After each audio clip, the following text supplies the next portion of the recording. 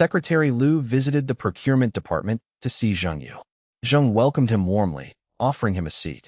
He brought out high-quality tea to entertain the important guest. Zheng humbly claimed he couldn't appreciate the fine tea, playing the role of a simple man. They sat down, and Zheng brewed the tea for Lu. Zheng asked if Lu had brought instructions from the leadership. Despite his success, Zheng remained cautious and insecure about his position. He felt like an imposter, constantly worried about his standing despite the praise he received. He lived in fear of any misstep that could ruin his newfound status. Lu teased him, asking if he was enjoying his recent success. Zheng deflected, claiming he was merely serving the people. Lu dropped the pretense, mentioning rumors about a beautiful young woman in Zheng's office. Zheng was terrified, nearly dropping the teapot, as Lu hinted at an affair. Zheng panicked, denying the rumors and fearing his wife would find out. That's pure nonsense, completely baseless. I don't know which bastard started those rumors. Nothing's going on. Seriously, look at my face. Nothing is going on. Secretary Lu looked skeptical. But I heard that young woman brings you meals often. Didn't you leave together under one umbrella in the rain? Zheng Yuegua panicked internally, realizing his fears of being spotted were confirmed. While there was no illicit affair, it wasn't entirely a fabrication either. The rumors had a grain of truth.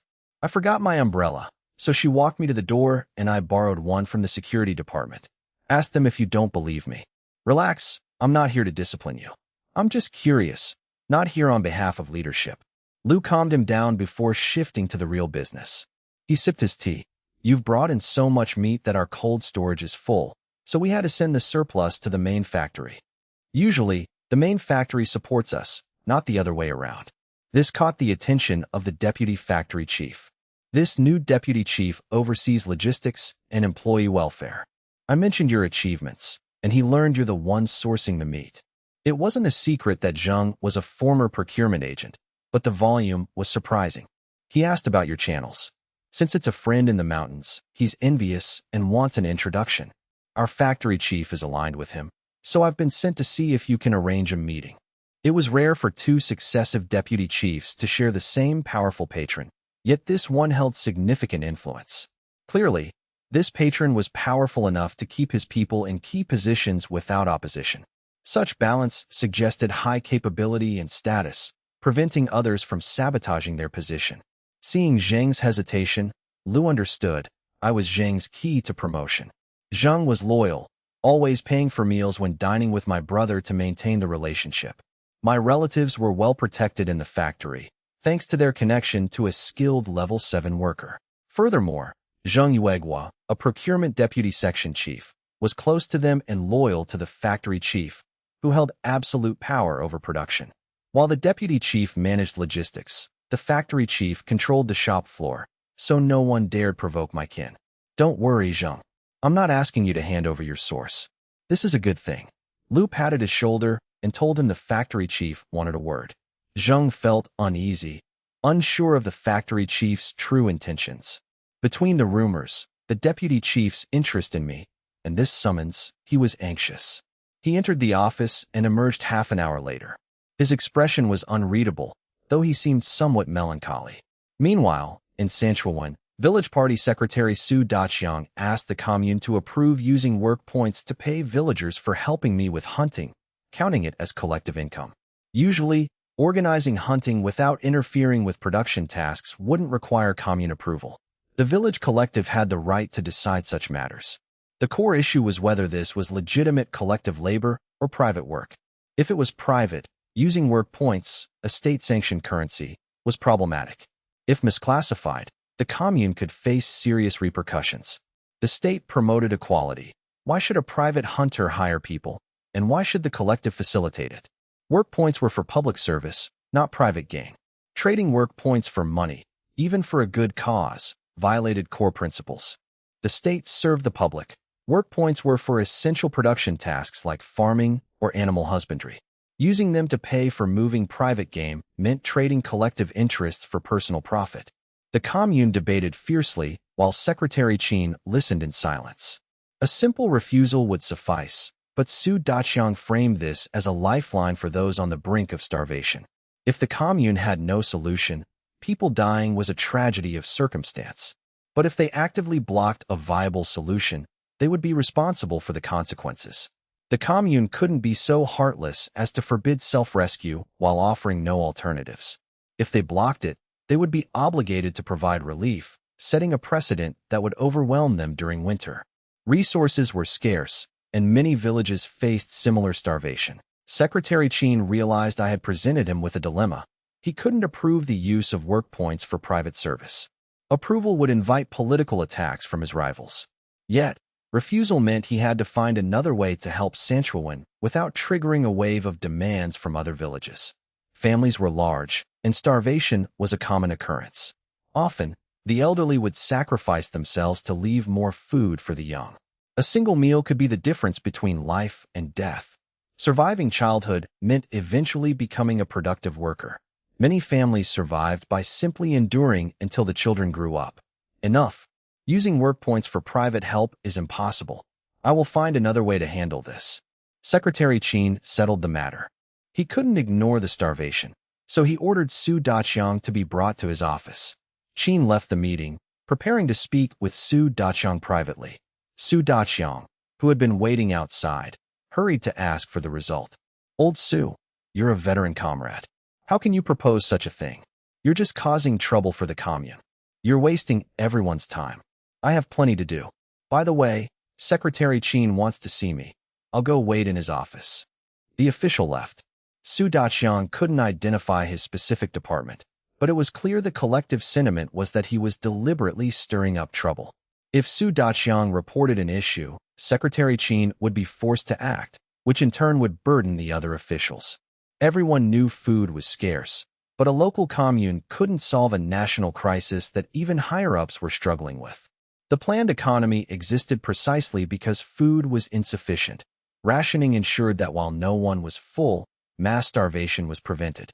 In this era, the country was isolated, facing blockades on both technology and food. With no foreign currency to import food and a shortfall affecting tens of millions, national rationing was the only way to keep the population alive. Deaths were localized, usually occurring in households with too many dependents and too few laborers. Without enough able-bodied adults to work, these families simply couldn't earn enough food. A food crisis was a national issue. A commune couldn't solve it. Helping Sanshuiwan would trigger demands from every other village. The commune was stuck, refusing to help risked unrest from the starving villagers of Sanshuiwan, who would feel their last hope had been extinguished. People wouldn't despair if there was no hope, but the village party secretary's proposal had offered a lifeline. The officials blamed Su Daqiang for creating a headache they now had to manage. Su Daqiang went straight to Secretary Qin's office and knocked. Qin invited him to sit, poured him water, and joked, "I have a piece of bad news and a piece of good news. Which do you want first?" Su Daqiang, perched on the edge of his seat, immediately moved to stand up. Qin pressed him back down. "Don't be nervous. I'm not criticizing you. What kind of official would I be if I didn't seek a way out for the people? You may have caused trouble, but I'm relieved you're thinking about the people's survival. That's not a mistake. We all want them to live, but we are isolated and must unite all available forces." Secretary Qin, you're right. I just want the villagers to survive. Qin patted his shoulder. Your proposal, having villagers help me transport game, with wages going to the collective and work points to the laborers, is not feasible. Secretary Qin. Qin raised a hand. On matters of principle, there is no compromise. If losing my position could solve this, I would gladly do it. But this plan won't work. If we approve it, both the commune and I will face serious trouble. It contradicts the core policy. However, don't lose heart. There might be another way. Su Daqiang was intrigued. Let me think on it. Winter is still far off. For now, tell the villagers to keep gathering purslane and dandelions. They can be dried and eaten in winter. Elders often said that during those hard times, heaven seemed to provide two types of wild vegetables, purslane and dandelions. It felt like a miracle. These greens were inexhaustible, growing back as soon as they were picked. Almost everyone in the country ate these, yet they never went extinct, growing in cycle after cycle. Ironically, as life improved, these vegetables became harder to find, a strange, counterintuitive phenomenon. Many elders considered them a divine gift, calling them national vegetables for the lives they saved. Go back and tell me to come see him. Su Daqiang left the office, dazed, and rode home. Meanwhile, I was leisurely fishing. Having finished my deliveries, I was enjoying a rare day of rest. The hunting team, led by Huzi, was back in the mountains, but Heizi the dog was on strike, resting with me. Heizi lay by the riverbank, keeping me company. The gerfalcon was perched nearby. I tossed any small fish I caught to the dog and the bird. I could sense Heizi's emotions clearly. I didn't force the dog to hunt, telling the team they needed to improve their own skills rather than relying solely on the dog. Without Heizi, the team's harvest was significantly lower than the previous day. Third brother. Su Jin came sprinting toward me. Why the rush? Is the house on fire? Su Jin panted. The old party secretary wants you to go to the commune. Secretary Qin is looking for you. I realized the matter was moving forward. I didn't mind the outcome. I had nothing to lose. Catch your breath, I said, patting his back. Let's go. The secretary wants you, not me. Third brother, can I use your fishing rod while you're gone? Most people made their own gear, using bamboo poles and sewing thread for lines. My equipment, however, was professional grade, purchased from a special store using hard-won foreign currency. Such stores were usually only in major cities like Beijing, but their county town had a small one. My gear was imported, not homemade. You? Forget it. I'll go with you another day. I don't trust you fishing here alone. What's there to worry about? I can swim. Su Jin got a smack on the head. Exactly because you can swim, I'm worried. Haven't you heard? It's the swimmers who drown. Stop arguing. I gave him a kick for good measure. Su Jin retreated, silenced. Take the gear home. If I catch you at the river, you're dead meat. Su Jin nodded and hurried off with the equipment. I walked to the party secretary's house, where I was pulled into a private room. Old secretary, why the secrecy? The secretary recounted everything he had heard and his own deductions. Do you think I offended someone? Or touched someone's interests? I shook my head, thinking that the secretary, having never left the county, lacked the perspective to see the bigger picture. My only redeeming quality is my conduct. Old party secretary, is that all? I thought it was something major. Someone criticized you after the commune meeting. Why are you so nervous? Relax, you didn't offend anyone. At most, someone might give you a hard time, I teased. The old party secretary, however, took it seriously. You call that not offending anyone? Stop stalling. What should I do? I realized the old man had been genuinely spooked by some unknown person. Don't worry, it's nothing. I was just joking. Didn't you say Secretary Qin wanted to see me? I'm heading there now. Leave it to me. The old man remained anxious, unable to grasp why he was in trouble for simply trying to save his villagers from starvation. Fine, you young ones have sharp minds. Go see what's going on. Secretary Qin's message had been clear, but the old party secretary struggled to grasp the political nuances of the situation. I biked to the commune and arrived at Secretary Qin's office. I knocked, was invited in, and entered with a smile. Secretary Qin repeated his stance. Su Daqiang's proposal was unfeasible, explaining the political risks involved. I agreed. Getting involved now could lead to me being purged alongside them. The problem is, since your village party secretary brought it up, we can't just ignore it without appearing heartless. If they hadn't known, the responsibility would have fallen solely on the village head. Now that it was on the table, the commune had to find a way to save the starving families in Sanshuiwan without triggering a flood of demands from other villages. They couldn't set a precedent, but they couldn't let people die either. It's easy to ignore poverty when it's distant, but once you've seen it, you can't simply turn a blind eye. Denying a life-saving method without offering an alternative is a moral burden that haunts one's conscience. Even atheists feel the weight of guilt. If you extinguish someone's hope, you must provide another path or risk their desperation.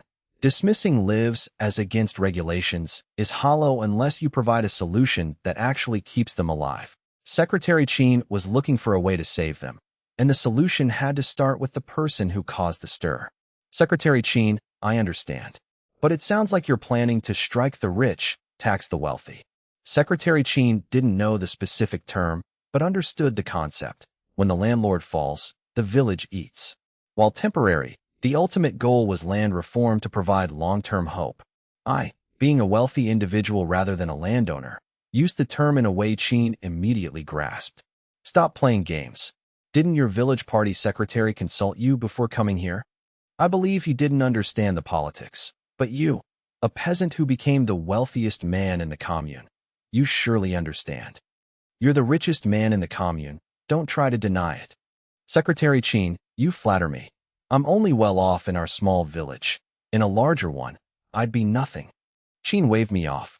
As the commune leader, he had plenty of ways to verify my wealth, including asking the steel mill accountant. Such information wasn't classified.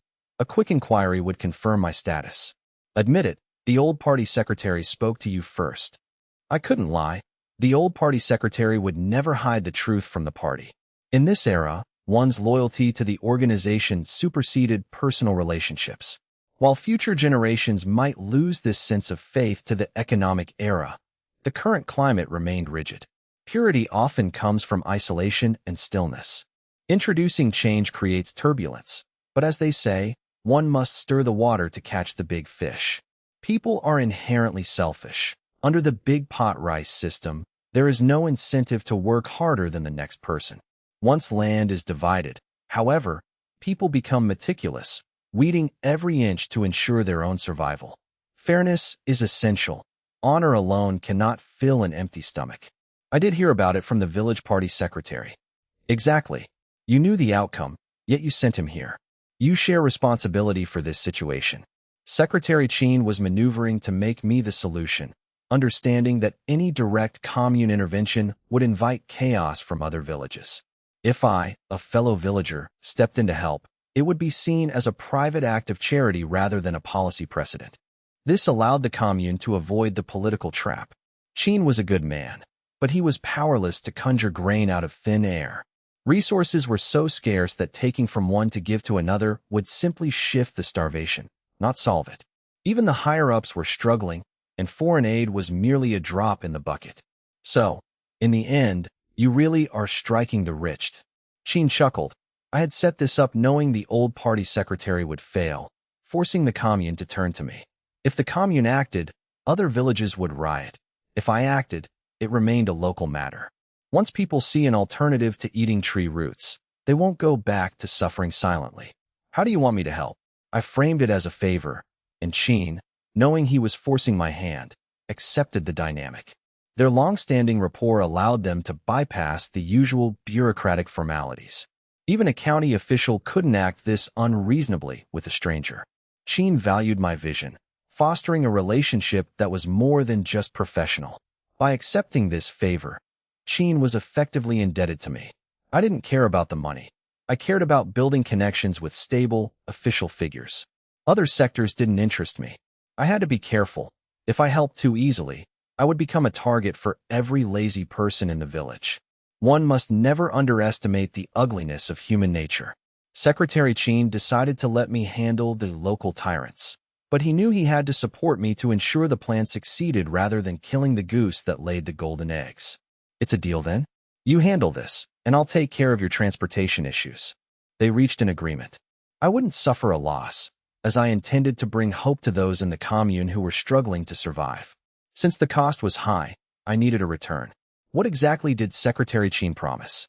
Simply put, Qin provided the transport, channels, and the connections I requested, specifically, one reliable person in every village to assist me. Why one person per village? This was tied to my long-term plan. I needed a network of trusted individuals across the villages, people whose work ethic and abilities I could personally verify through shared experience. Since I couldn't hire them directly, Qin suggested I donate grain to the commune, which would then distribute it to the villagers. During the subsequent meetings, the village secretaries would be told that I had saved many lives, making it a matter of conscience to support me in return. With Su Daqiang acting as a mediator, the village secretaries would be asked what their villages needed, effectively bridging the gap.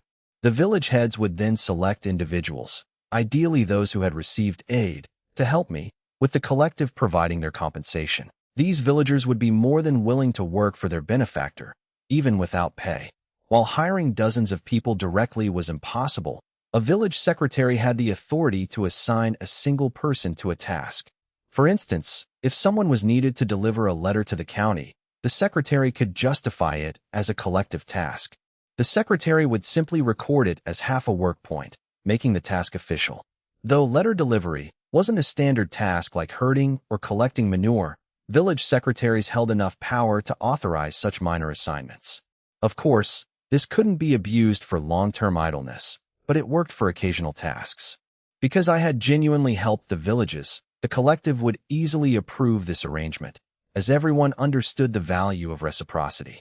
Thus, Secretary Chin's plan proceeded naturally. I didn't lose out. While the cost was high, the benefits were beyond mere monetary value. You cannot put a price on a close relationship with a town official. I only wanted official cooperation to use as a shield. I didn't need to fool the Public Security Bureau, who could easily see through it.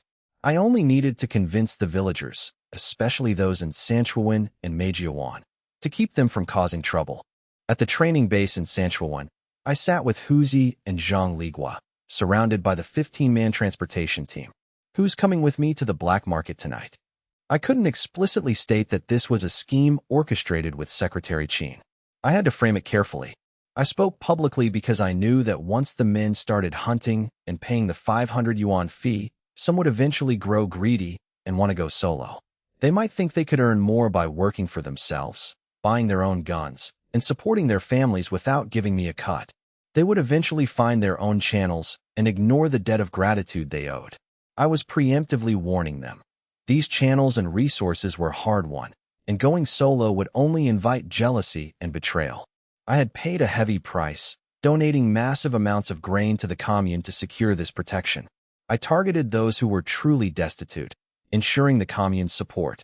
I emphasized that the best path was to work for me, avoiding the risks of independent operation. With a 500 yuan fee, they kept their guns and earned 70% of the profit, an unbeatable deal. In this society, money and connections were essential to avoid unnecessary trouble. The team, lacking worldly experience, believed my story completely, unaware of the political maneuvering behind it. They wondered why no other commune had organized such a hunting team if it were so easy. They assumed I must have a powerful backer. My persuasive skills convinced them all. I explained that I provided the commune with political achievements in exchange for protection, a solid, interest-based alliance. I needed the commune's backing to prevent petty informants from targeting my legitimate business. A few ambiguous words from the leadership, praising those who strive to create wealth, would be enough to shield me. Such statements were politically safe, focusing on the goal of prosperity without explicitly naming me as a protege. By framing it as crossing the river by feeling the stones, the leadership could justify giving me time to prove my worth. It didn't forbid reporting me, but it delayed any action, allowing me to operate under the guise of an experiment. The idea of one person getting rich to lead others to prosperity was perfectly aligned with current trends. The leadership left themselves room to maneuver. They could support me or shut me down whenever they chose. I only needed that window of time to get established. I'll go with you. Xiaoyan will stay at your place tonight. Suyu? Zhang Ligua offered. Zhang Ligua felt a deep sense of loyalty and couldn't let me face the black market alone. Huzi and the others followed suit. While the black market was technically illegal, it was a common necessity.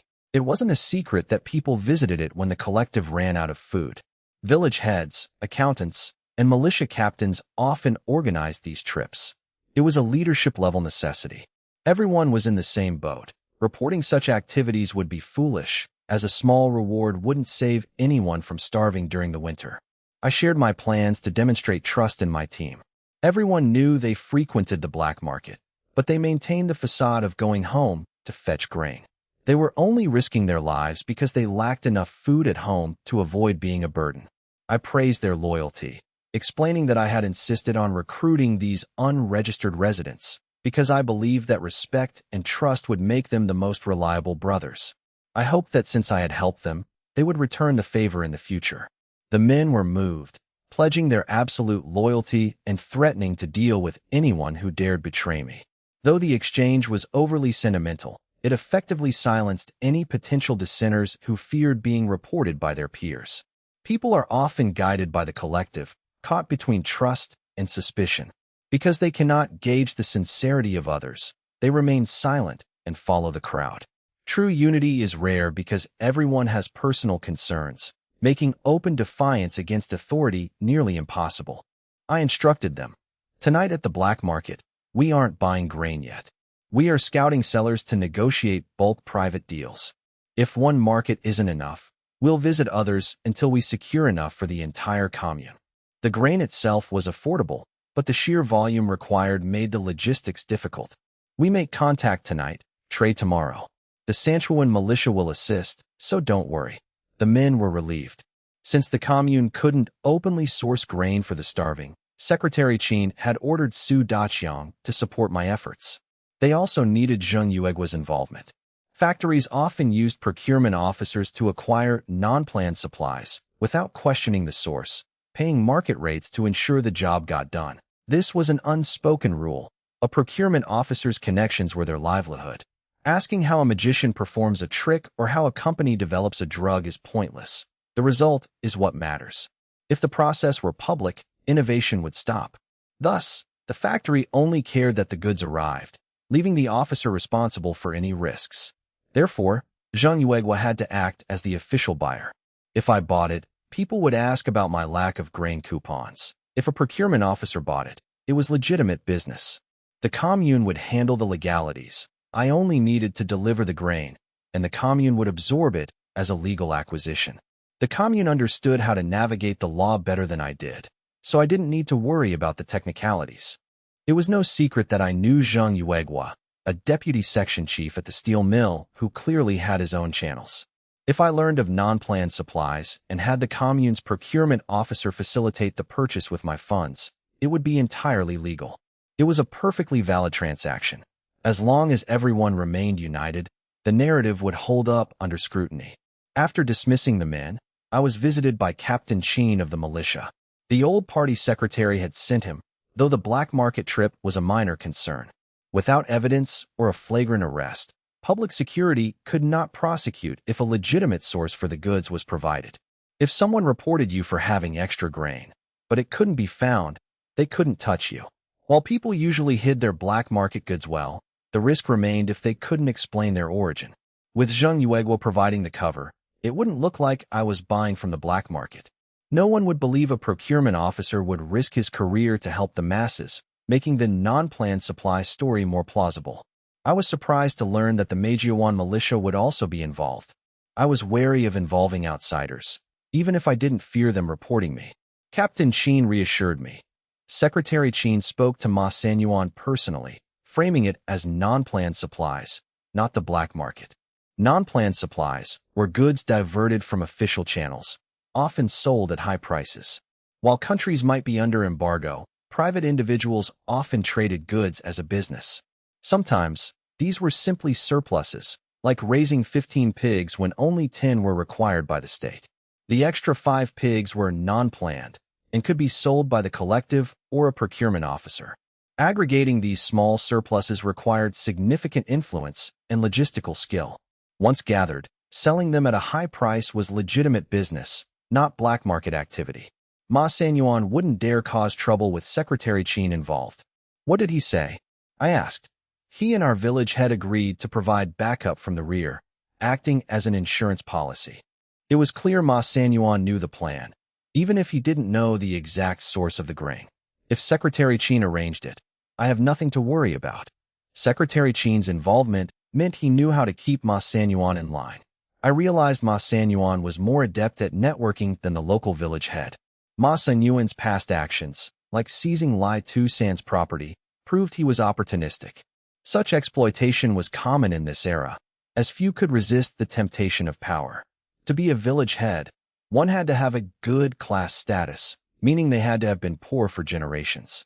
Yet, they were still tasked with the ideological reform and criticism of landlords and rich households. Village party secretaries are the highest authority in the village. If they don't seize assets from landlords, who will? It's a known fact that people would swarm demolished landlord homes, hoping to dig up silver dollars from the foundations.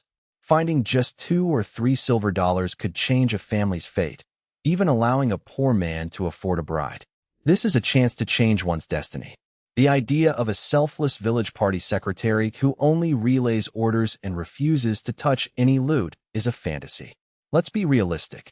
A village party secretary might not be the richest, but they are never among those starving.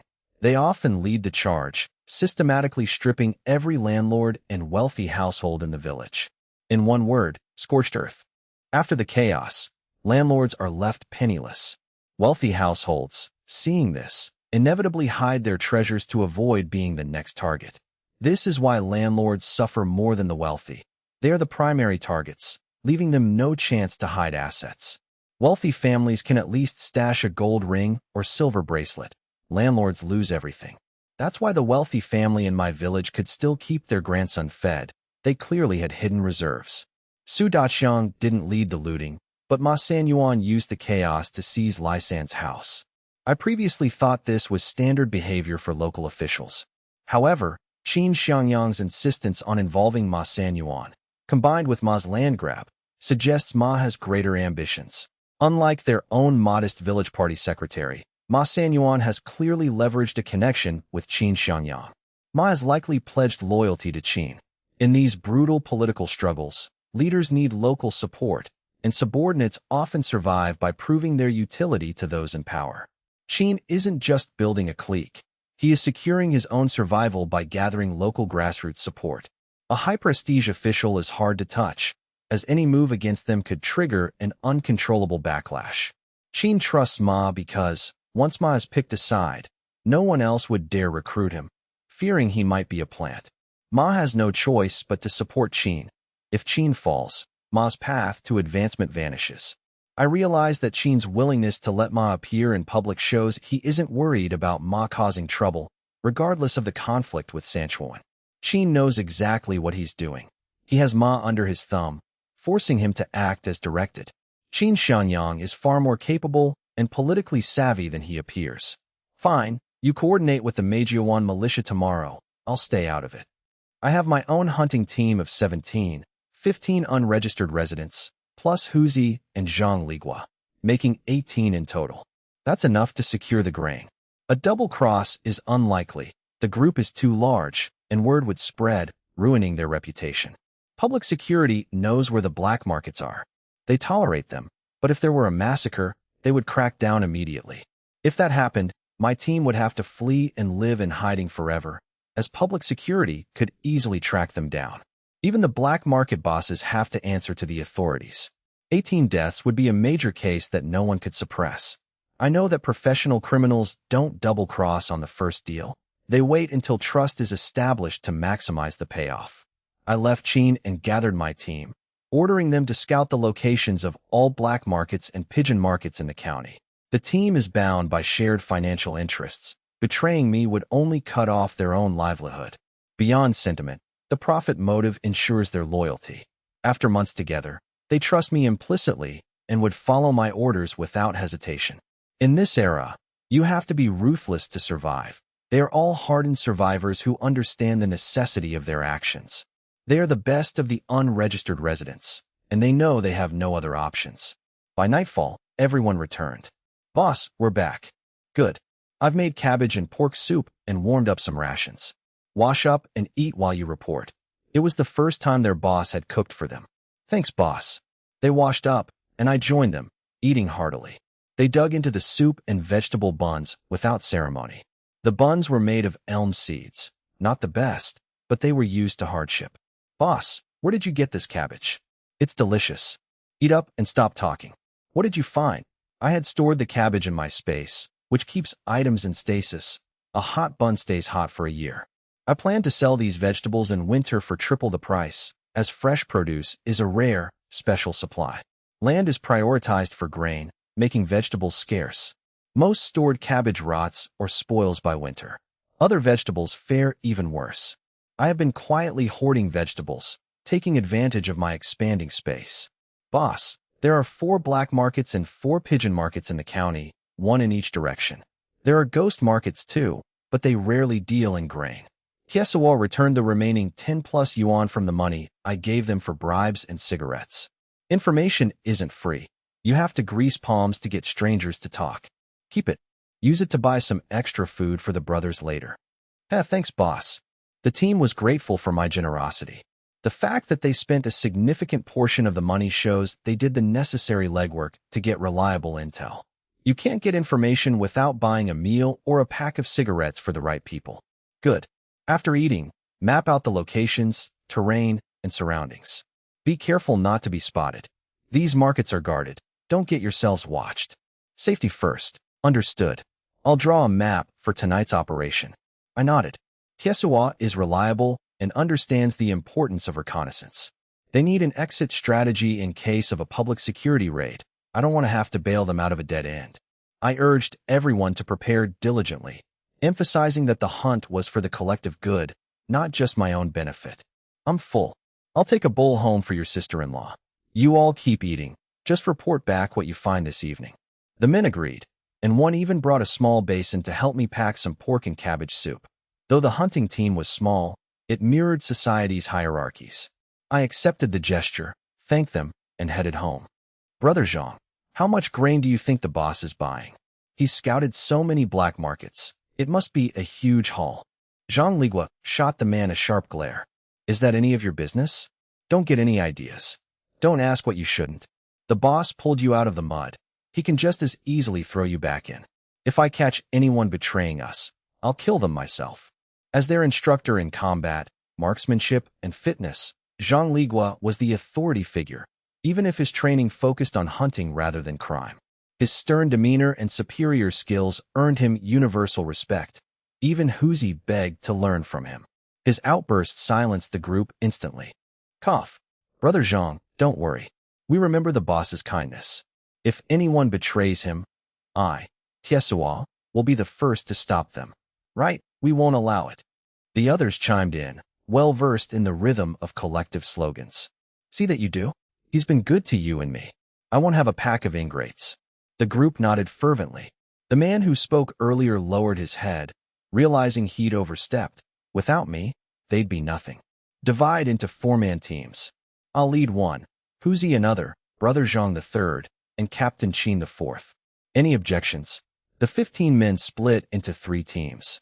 Captain Qin's militia unit was distinct, chosen for their political loyalty and dedication to the collective. Militia selection prioritized ideology and party commitment over mere marksmanship. Qin leading his own men ensured discretion, as per the old party secretary's orders, while others handled the perimeter. No objections, boss. Assign the tasks. I deferred to Qin regarding safety protocols, respecting his expertise. I have no issues, Qin agreed. You assign the tasks, then we'll gather the team leaders. Inside the cabin, I displayed maps and intelligence gathered earlier. The grain deal is set for tomorrow night at the maple forest. Choose your tasks. Time is short. I prioritized coarse grains, which were cheap and didn't require ration coupons. Each team took maps for both the black market and the pigeon market. The 15 men were divided into 3 groups of 6, including the leaders. They carried firearms, though they'd leave them with backup teams before entering the markets. With armed support on the perimeter, they were well protected. Qin brought 5 men to match the others, ensuring his team didn't seem overbearing. Mask up and stay cautious. Move out. Huzi, now 18, had matured significantly from his naive days, having studied hard and grown into a man. Brother you, do you need more men for He Lao Lu's black market? Huzi knew the hunting team was thin, but Qin could provide more militia if needed. My history with that market, stealing their guns and injuring their men, made it a death trap if I were recognized. Last time, 6th Master had held back to avoid a mutual destruction scenario, but he wasn't a man of honor. 6th Master feared my king of soldiers, level marksmanship and combat prowess. While he wouldn't face me directly, he wouldn't hesitate to use others to ambush me. These criminals were shameless. They'd shoot from the shadows without warning. 6th Master, known for his dark complexion, was a man to be feared. I insisted on going myself to avoid endangering others. I had considered sending someone else, like Zhang Ligua.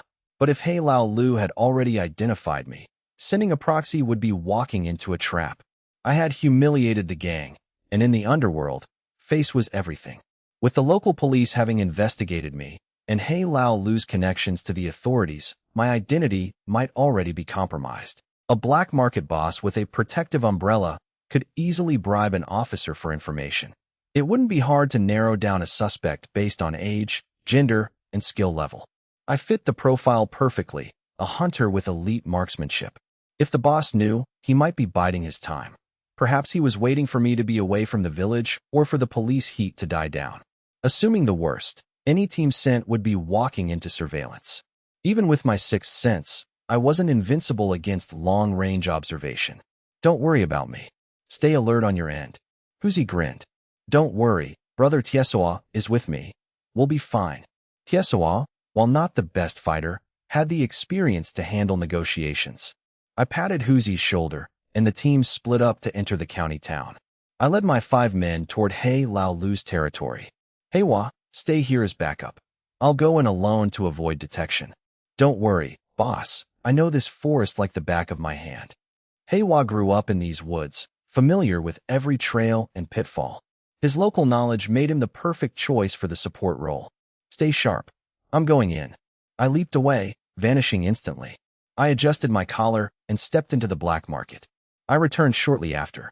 Heiwa rushed over, asking if I had encountered any danger. Having worked for me for months, they knew I had a conflict with Lu Yi, the black market boss. Though the details were unclear, they knew it was a dangerous situation. I took my rifle from Heiwa and said, "It was uneventful. Let's go find a place to sleep." They had visited the market and made contact, but few grain traffickers would actually dare to show up. I didn't mind. We were hitting 8 markets in total, including the morning pigeon market. With multiple traffickers at each, someone was bound to be bold enough. With the black market done, I needed to rest near the pigeon market before dawn. Thanks to Heiwa's internal map of the area, we reached our destination safely via shortcuts. The path below leads to the pigeon market, Heiwa said. I'll set up patrols and wake you when it starts. Black markets start after dark, while pigeon markets and ghost markets operate in the early hours before dawn. Pigeon markets last until morning, allowing one to return home for breakfast, whereas ghost markets end before neighbors wake.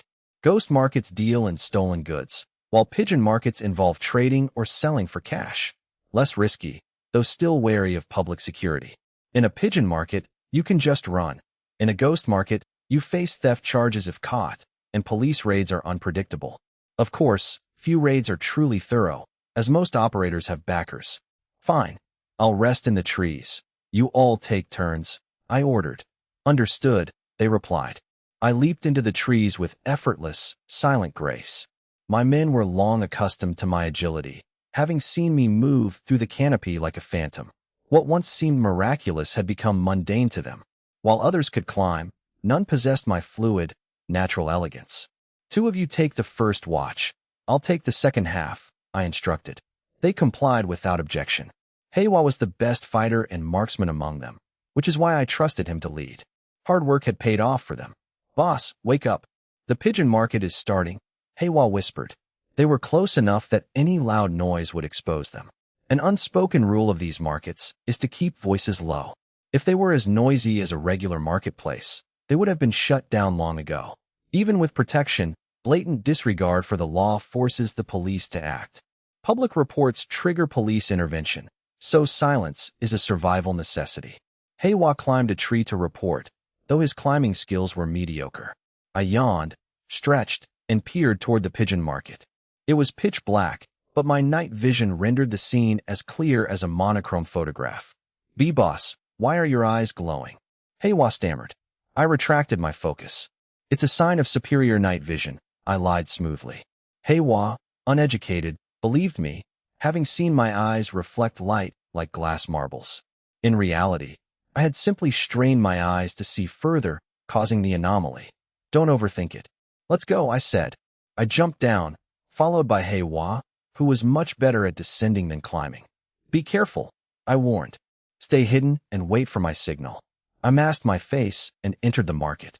I approached traffickers, asking for large quantities of grain and setting up trade locations for those who could provide thousands of caddies. To build trust, I offered 5 yuan as a deposit.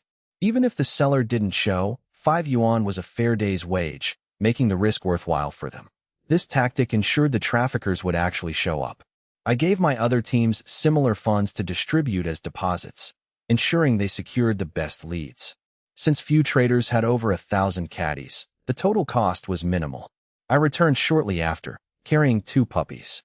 The 3-month-old pups were teething and squirmed in my arms. Heiwa took one and asked, "How many contacts?" 3, I replied. 2 for daytime, 1 for evening. They left the forest and gathered at the rendezvous point as other teams arrived.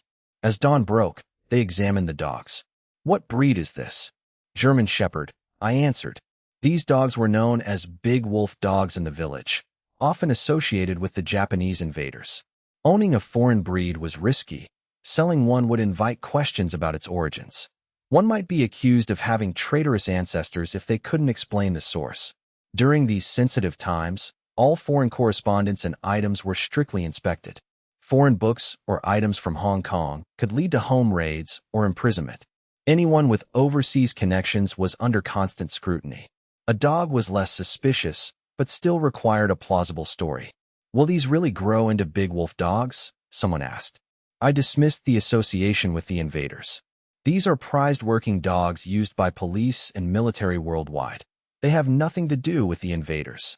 The association was merely a result of the public's lack of exposure to the breed. I explained their German origins and their status as elite working dogs. The men felt relieved. I suspected the dogs were stolen from a high-ranking official's kennel. While purebreds were rare, they weren't unheard of. It was likely someone managing the kennel had faked a litter's death to sell them for profit. It was a lucrative side hustle for those with access. I was lucky to find them. Purebreds rarely hit the open market. Most would be kept in military circles to avoid unwanted attention. "Boss, the captain and instructor Zhang have returned."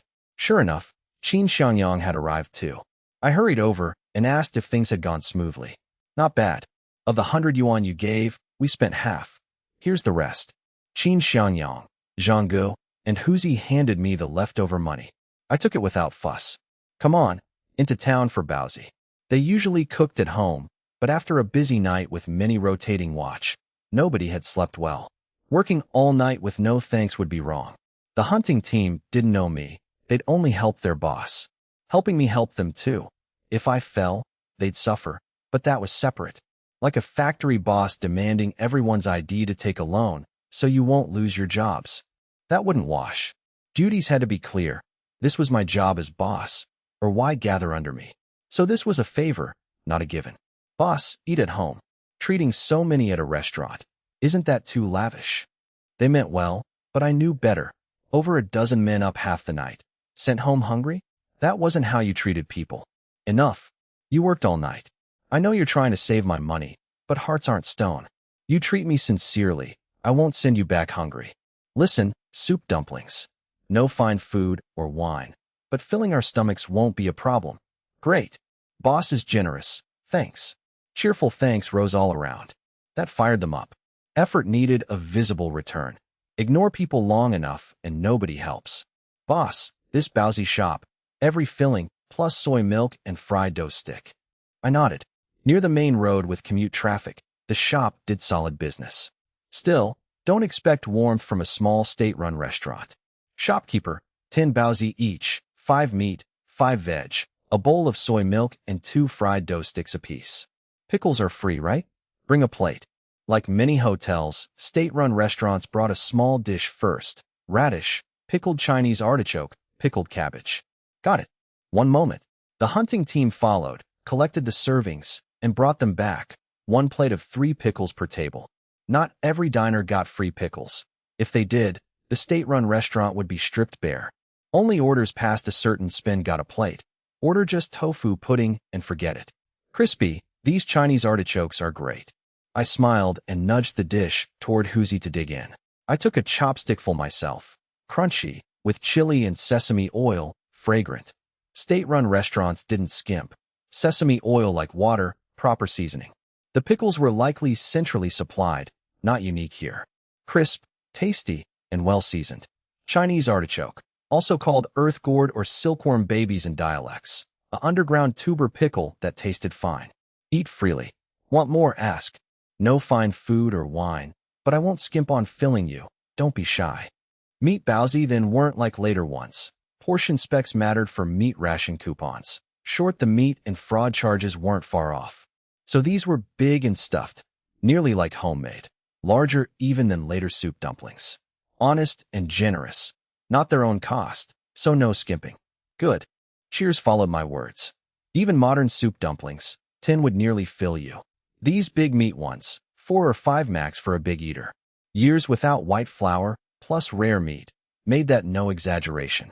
They weren't short of meat now, but still didn't eat it every meal. Once everyone was set, I bit into a meat bowsy.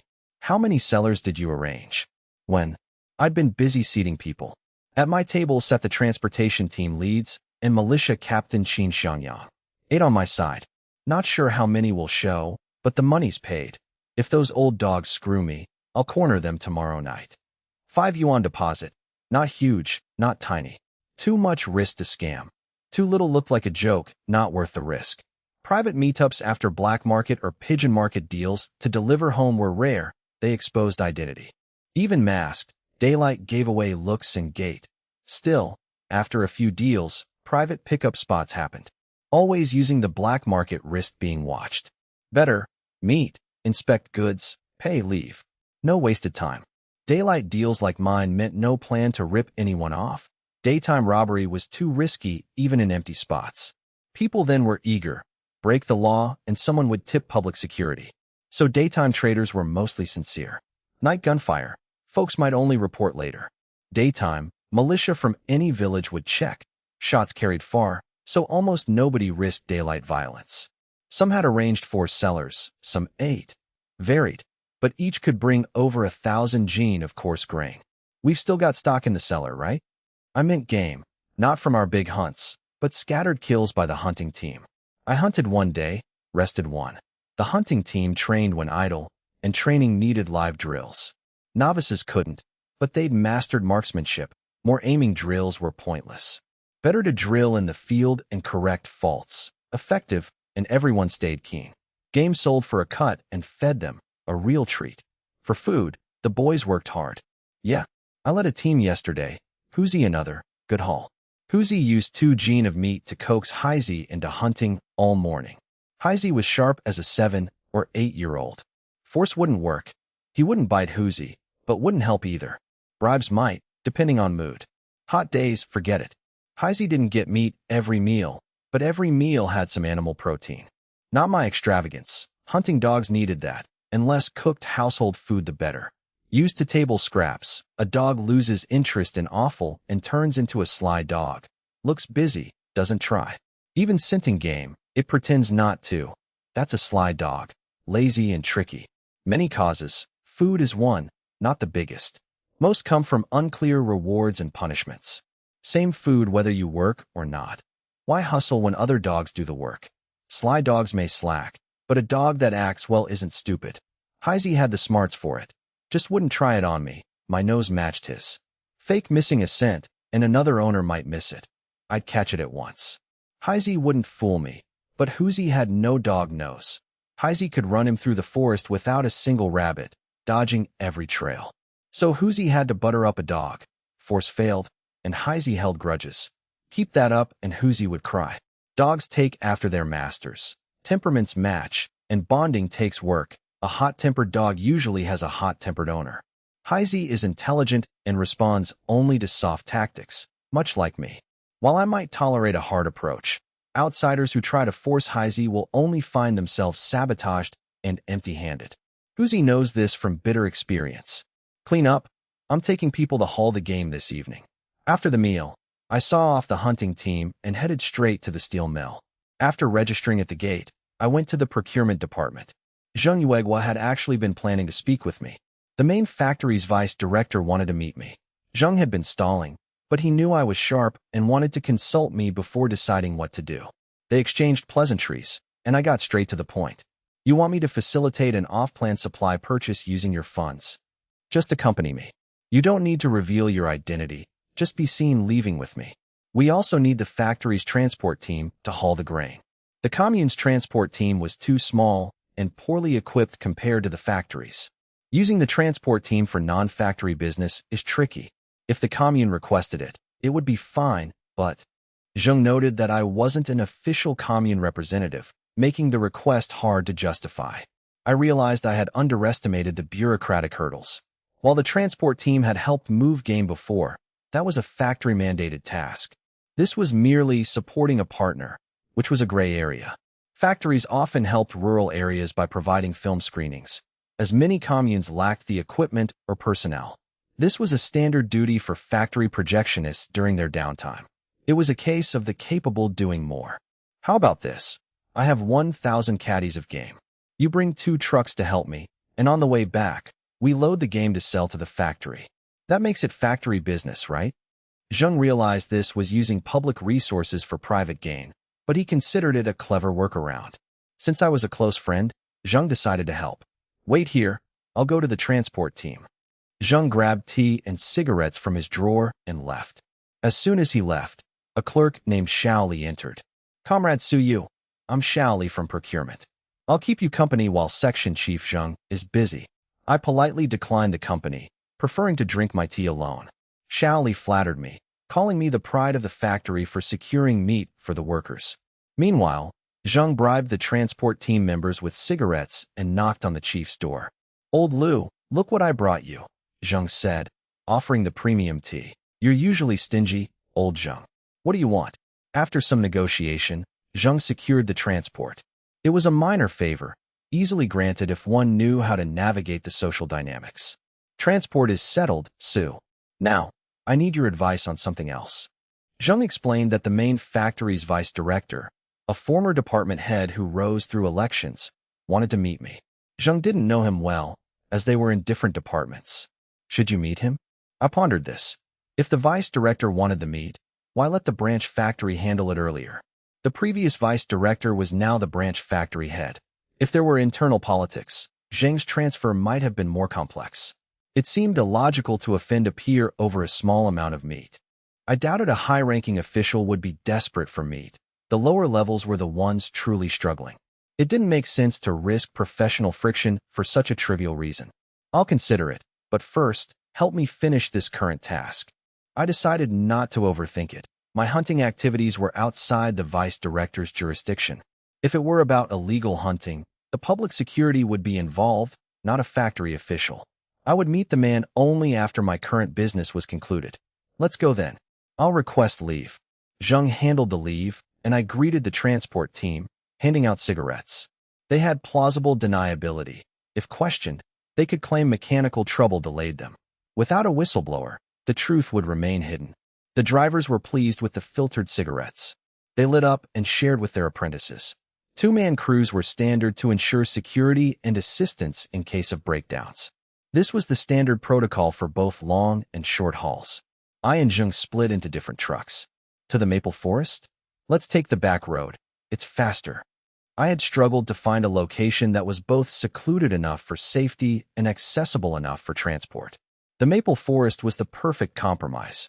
It was near the county town, but too large for the local public security to cordon off easily. Its complex layout offered multiple escape routes toward the town or nearby villages. It was ideal, with a path wide enough for trucks and carts. We'll stop here.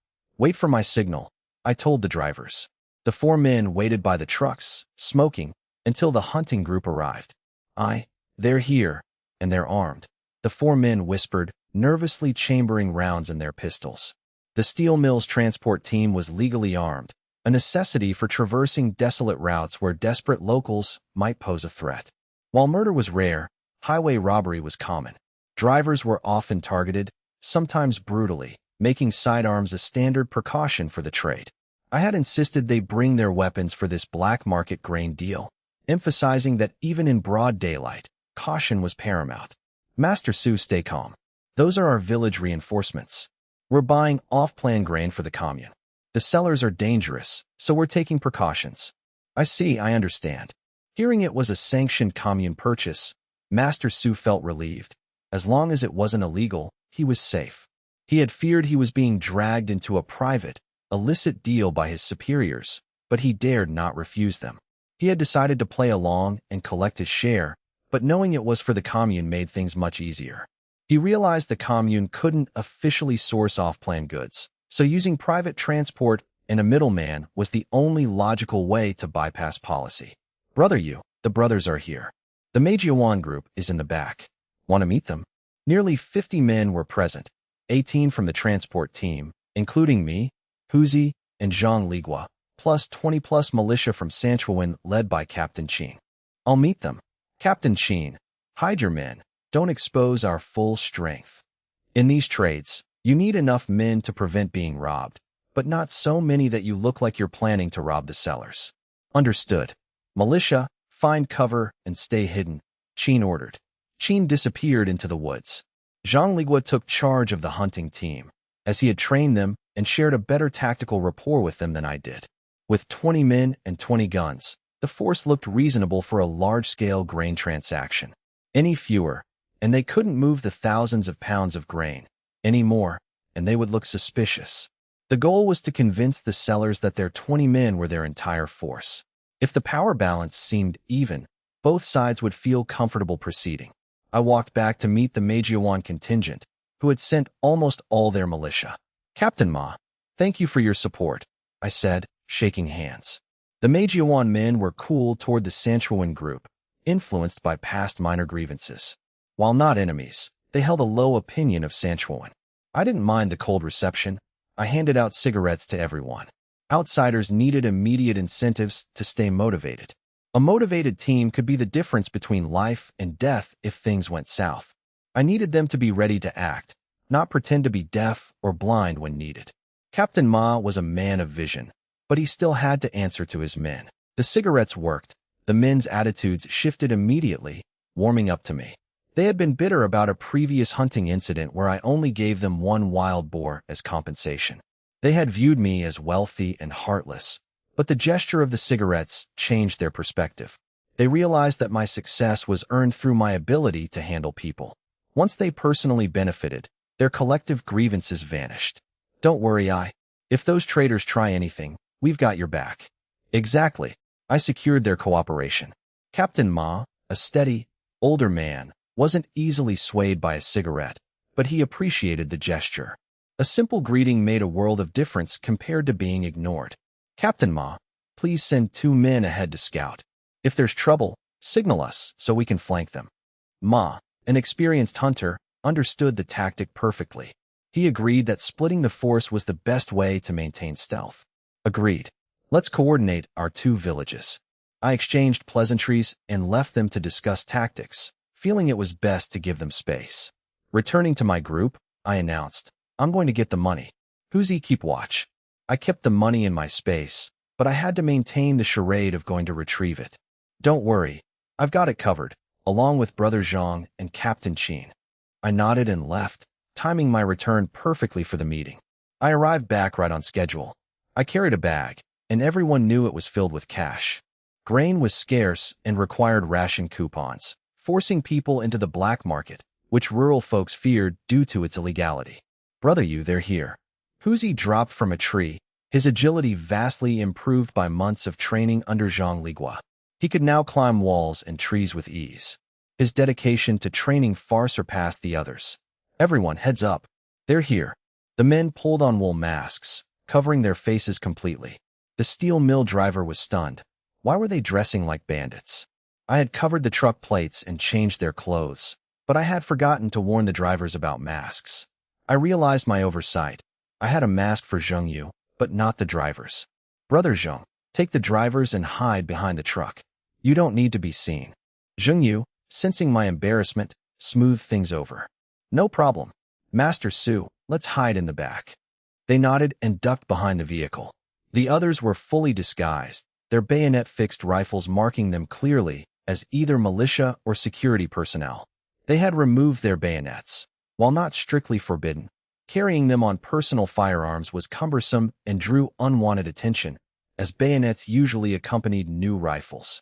A new rifle cost 500 yuan. If 20 men all carried new weapons, it would inevitably invite suspicion regarding their origins. Friend, how much grain? Depends on how much cash you've got. The opposing group of 20 was equally well-armed, clearly experienced in illicit trade. Let's skip the posturing. I have the cash. If it's not enough, I can get more. Is this sufficient? I unzipped my bag, revealing bundles of 10 yuan bills, enough to buy their grain or even their lives. I wasn't worried about being double-crossed. With over 50 men, a reinforced platoon, we were more than capable of handling an ambush. I was confident that even if the opposition pulled out submachine guns, my men could hold them off until reinforcements arrived. Seeing the thick stacks of cash, the opposition leader recognized my sincerity. Fine. You pay first, I'll send someone to fetch the goods, and I'll stay here as collateral. Deal. They couldn't bring the grain directly. If a fight broke out, the cash was portable, but the grain would be lost. Are you playing us? Physique was agitated. Holding one man hostage was useless. They weren't murderers, and this felt like a scam. That's not very cooperative. I understand your caution, but put yourself in our shoes. Would you agree to this? I calmed Physique, whose temperament had sharpened since training with Zhang Ligua. The man relented, realizing that if the roles were reversed, he wouldn't agree either. A single hostage wasn't worth the risk of losing the grain. Market prices were 7 cents for coarse grain, 17 for flour, and 13.8 for rice. However, those were state-regulated prices requiring ration coupons, which made black market transactions necessary. Black market prices were often double. During the youth rustication movement, national grain coupons became so scarce they could be traded for 2 or 3 times their local value. Families, desperate to ensure their children were fed, drove the price of national coupons to insane levels due to their universal utility. Coupon scalpers made fortunes during that period, as demand far outstripped supply. This highlighted the importance of coupons. Even with money, people were often too law-abiding or fearful to navigate the black market. Parents preferred paying premiums for coupons over risking their children's futures in the black market. Thus, coupons remained highly sought after, allowing for legitimate-looking grain purchases without fear of being reported. While selling coupons was illegal, bartering them for goods like eggs was a common, private loophole. It was impossible to trace the origin of such trades. Because coupons were so vital, black market grain prices were naturally inflated, often double the market rate. So, how do you want to trade? The opposition knew that with 30 men against my 50, a fight would be costly and unprofitable. Risking lives for a small profit margin wasn't worth it. A safe, mutually beneficial deal was the only logical path. How about this? Tell me the amount. I'll pay a deposit, and I'll accompany you to collect the grain. I'll pay the balance upon return. My accompanying them served as a guarantee for both sides. I acted as a hostage to prevent them from fleeing, and they couldn't double-cross me while I was in their midst. It was a gesture of immense sincerity, especially given my combat prowess. Fine, you're a straightforward man. Let's do it. The opposition realized I was the leader and respected my willingness to put myself in harm's way. Brother you, it's too dangerous. Let me go instead. Physique didn't think he was better than me, but he knew if things turned violent, their fates would be the same. He preferred to be the hostage, trusting me to rescue him, whereas he lacked the ability to rescue me if the roles were reversed. It was a bond of deep trust. No, they are here for business. They know the rules. I spoke loudly enough for the opposition to hear, signaling that my decision was spontaneous and not a trap. By making the decision openly, I eased the opposition's suspicion of a coordinated ambush. The opposition relaxed, relieved that I wasn't planning a double cross. They were playing a dangerous game. Being caught with thousands of pounds of grain could lead to a decade in prison for sabotaging the planned economy. They were literally walking a tightrope. Fair enough. We have 3,000 pounds of coarse grain. What's the deposit? 3,000 pounds at 7 cents was about 200 yuan, the price of a bicycle. Was it worth the risk? In the city, 200 yuan was a significant but manageable sum for a factory worker. In the village, it was a fortune. Earning 5 yuan took months of grueling labor and saving. Even then, work points barely covered grain needs, leaving little for essentials like oil and salt. This economic disparity explained why rural women preferred marrying city men with guaranteed rations. City dwellers could supplement their income with odd jobs, far outstripping the earnings of a rural farmer. For a villager, 200 yuan represented a lifetime of savings. If I recall, we agreed on 12 cents per pound. The market price was 7 cents, but the premium covered the risk and the effort of transport. Given the need for camouflage and the risks involved in daytime transport, 12 cents was the agreed-upon rate. That's 360 yuan total. I'll pay 150 as a deposit and accompany you. The opposition agreed. 150 yuan covered their costs, ensuring they wouldn't lose money even if the deal went sideways. They had their own secret sources for acquiring grain below market rates. Fine, come with us.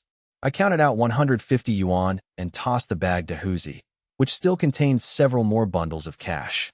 150 yuan was nothing but pocket change to me. Zhang Ligua tried to intervene, but I waved him off. Though appearing unarmed, I was ready to draw my pistol at any moment. I was confident I could neutralize their leader and use him as leverage if things turned south. I warned them internally not to try anything, or they would lose their grain for nothing. I handed over the money. The leader counted it, confirmed the 150 yuan was genuine, and nodded to his men. Search him. Suspecting I might be hiding a weapon, they frisked me. I remained calm, knowing I carried nothing of value they could steal. They didn't dare touch my watch. I taunted them. I'm here in good faith. Don't think about trying to pull a fast one. The leader was unsettled. He wondered if I was truly fearless or just reckless. He considered a double cross, thinking his men could easily overpower my group and seize the cash. While risking lives for 200 yuan seemed foolish, the sight of the high denomination bills in my bag made the gamble tempting. Yet, the leader found it suspicious that I would openly display such wealth and walk into their camp unarmed. It felt like a trap designed to provoke them. Brother, you joke, the leader said, ordering his man, Zhuyong, to escort me to the grain. The leader stayed behind while 5 men accompanied me, leaving 15 others at the site. As I left, a subordinate approached the leader to suggest a double cross, but the leader silenced him. Despite his history of double-crossing, my eerie composure made him hesitate. The presence of 2 trucks, a rarity in this era, further deterred him. He realized that if I had powerful backing, he wouldn't survive the fallout. He knew that even if he thrived in the black market, he was no match for the state's reach against enemy agents. It was a simple cost-benefit analysis. The risk of targeting someone with connections outweighed the potential gain. He decided to stick to bullying the defenseless rather than risking his life against a potential heavyweight. My confident smile sealed the deal. The trucks had successfully intimidated the gang into abandoning their plan. The sheer size of my group also ensured that a fight would be costly for both sides. When the grain transport returned, I prepared to leave. When a guard blocked my path, I stood my ground and stared at the leader. What's the meaning of this? I paid the deposit and the grain is here. Are you trying to detain me? The leader waved his men off. Go ahead, he ordered, ignoring his subordinates' protests. I returned to my team safely, and the rest of the transaction proceeded smoothly. I paid the balance. Knowing they couldn't win a firefight, the gang didn't dare cheat me. Once paid, the gang retreated immediately, not daring to linger. I checked the grain, confirmed it was fine, and ordered my men to load it while maintaining a perimeter. I spent the entire day trading. Though 3,000 caddies of grain only cost a few hundred yuan, the number of impoverished households was vast. The commune covered dozens of villages, and my village was near the mountains. Most residents were impoverished, keeping me busy all day. Zheng Yu personally oversaw the transport to the commune, providing a legitimate cover for the grain's origin. While smart officials knew the truth, they turned a blind eye as long as it wasn't blatant, as many enterprises relied on black market procurement. It was an unspoken rule. As long as it was non-planned supplies, they would accept it. Those who didn't take the risk missed out on promotion opportunities, as purchasing agents were ranked by their performance. The next day, I reported to the training base. 30,000 caddies of grain had been acquired for 3,600 yuan. I felt the cost, but argued it was worth it to prevent local resentment and potential attacks on my team. My hunting team had become famous, and in these interconnected villages, news traveled fast. I couldn't rely solely on Secretary Qin to protect me. I needed to secure my own standing. In this era, even the youth were capable of extreme actions, and I couldn't afford to be a target. I wanted to avoid trouble before it started. While I wasn't afraid of a fight, I needed a solid reputation to operate openly. This was why I spent so much to support the impoverished households. I decided to go further, spending an additional 400 yuan at second-hand stores to buy quilts for the poor. These stores sold everything from watches to used clothing. They were officially called second-hand stores. I knew they cleaned and disinfected the items, so it was safe. My team questioned if I was being too generous. I insisted, aiming for a total of 4,000 yuan to make a strong impression on Secretary Qin. The others didn't object, as it was my money. They spent another day scouring the county and city for enough quilts. It took an entire day to transport the massive haul of bedding. 400 yuan bought a significant amount of supplies. I knew that when the reforms eventually arrived, this reputation would be worth far more than 4,000 yuan. If the locals hated me, my future business would fail. People were easily swayed by rumors, so I needed to ensure the local sentiment was positive. It was a long-term investment in social capital. 4,000 yuan could save lives now, but would be worth little in a few years. Is the commune storage full? I asked. It's packed, they laughed. The grain and quilts have blocked the entrance, and the public security is even guarding it to prevent theft. High-quality quilts, from fabric to cotton, cost between 10 and 20 yuan. In rural areas, even new homemade quilts cost only 4 or 5 yuan, while second-hand ones are even cheaper. Flea market quilts often contain matted, hardened cotton, known as fillers. Once cotton hardens, even if renovated, it is no longer considered new.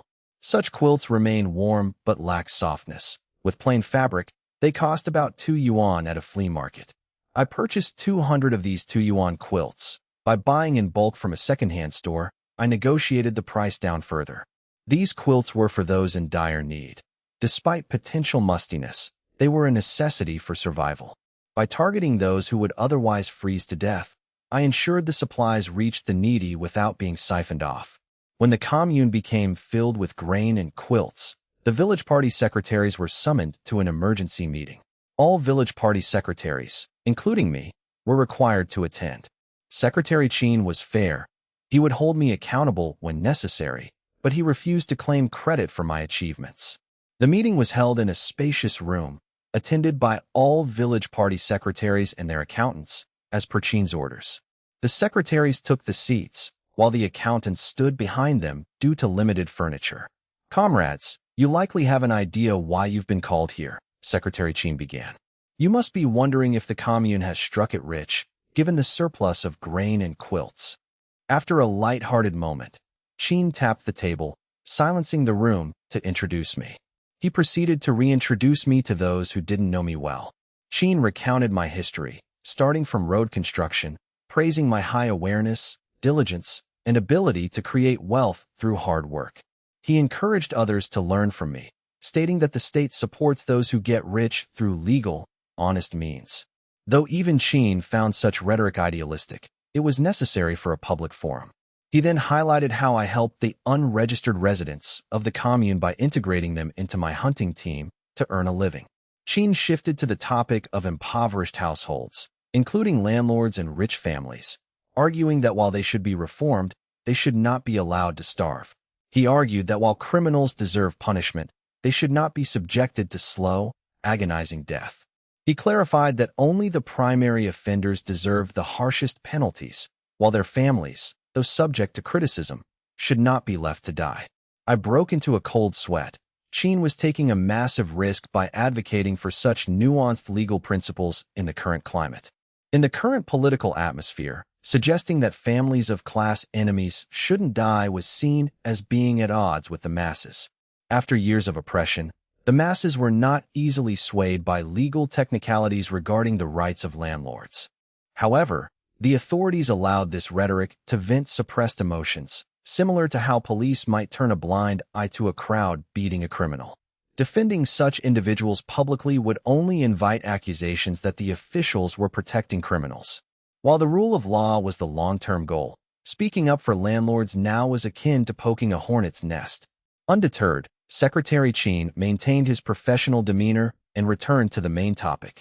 He explained that I, in a spirit of social responsibility, had coordinated with Deputy Section Chief Zheng Yuegua of the steel mill. With Zheng's help, I spent over 4,000 yuan of my own money to purchase off-plant supplies. Qin called for a round of applause for my selfless contribution. Qin made it clear that the aid was for everyone in need, including the families of landlords and rich households. His intervention was a calculated move to prevent mass starvation among the families of those undergoing labor reform. He framed his plea around the idea of giving people a chance to repent rather than pushing them to the brink. Qin kept his instructions vague, leaving the specific distribution methods to the discretion of the village party secretaries. Over the next few days, Secretary Qin and commune leaders visited every village. They verified the needs of each household, recorded the data, and warned the secretaries against corruption or bullying. This was necessary to prevent powerful families from hoarding the supplies.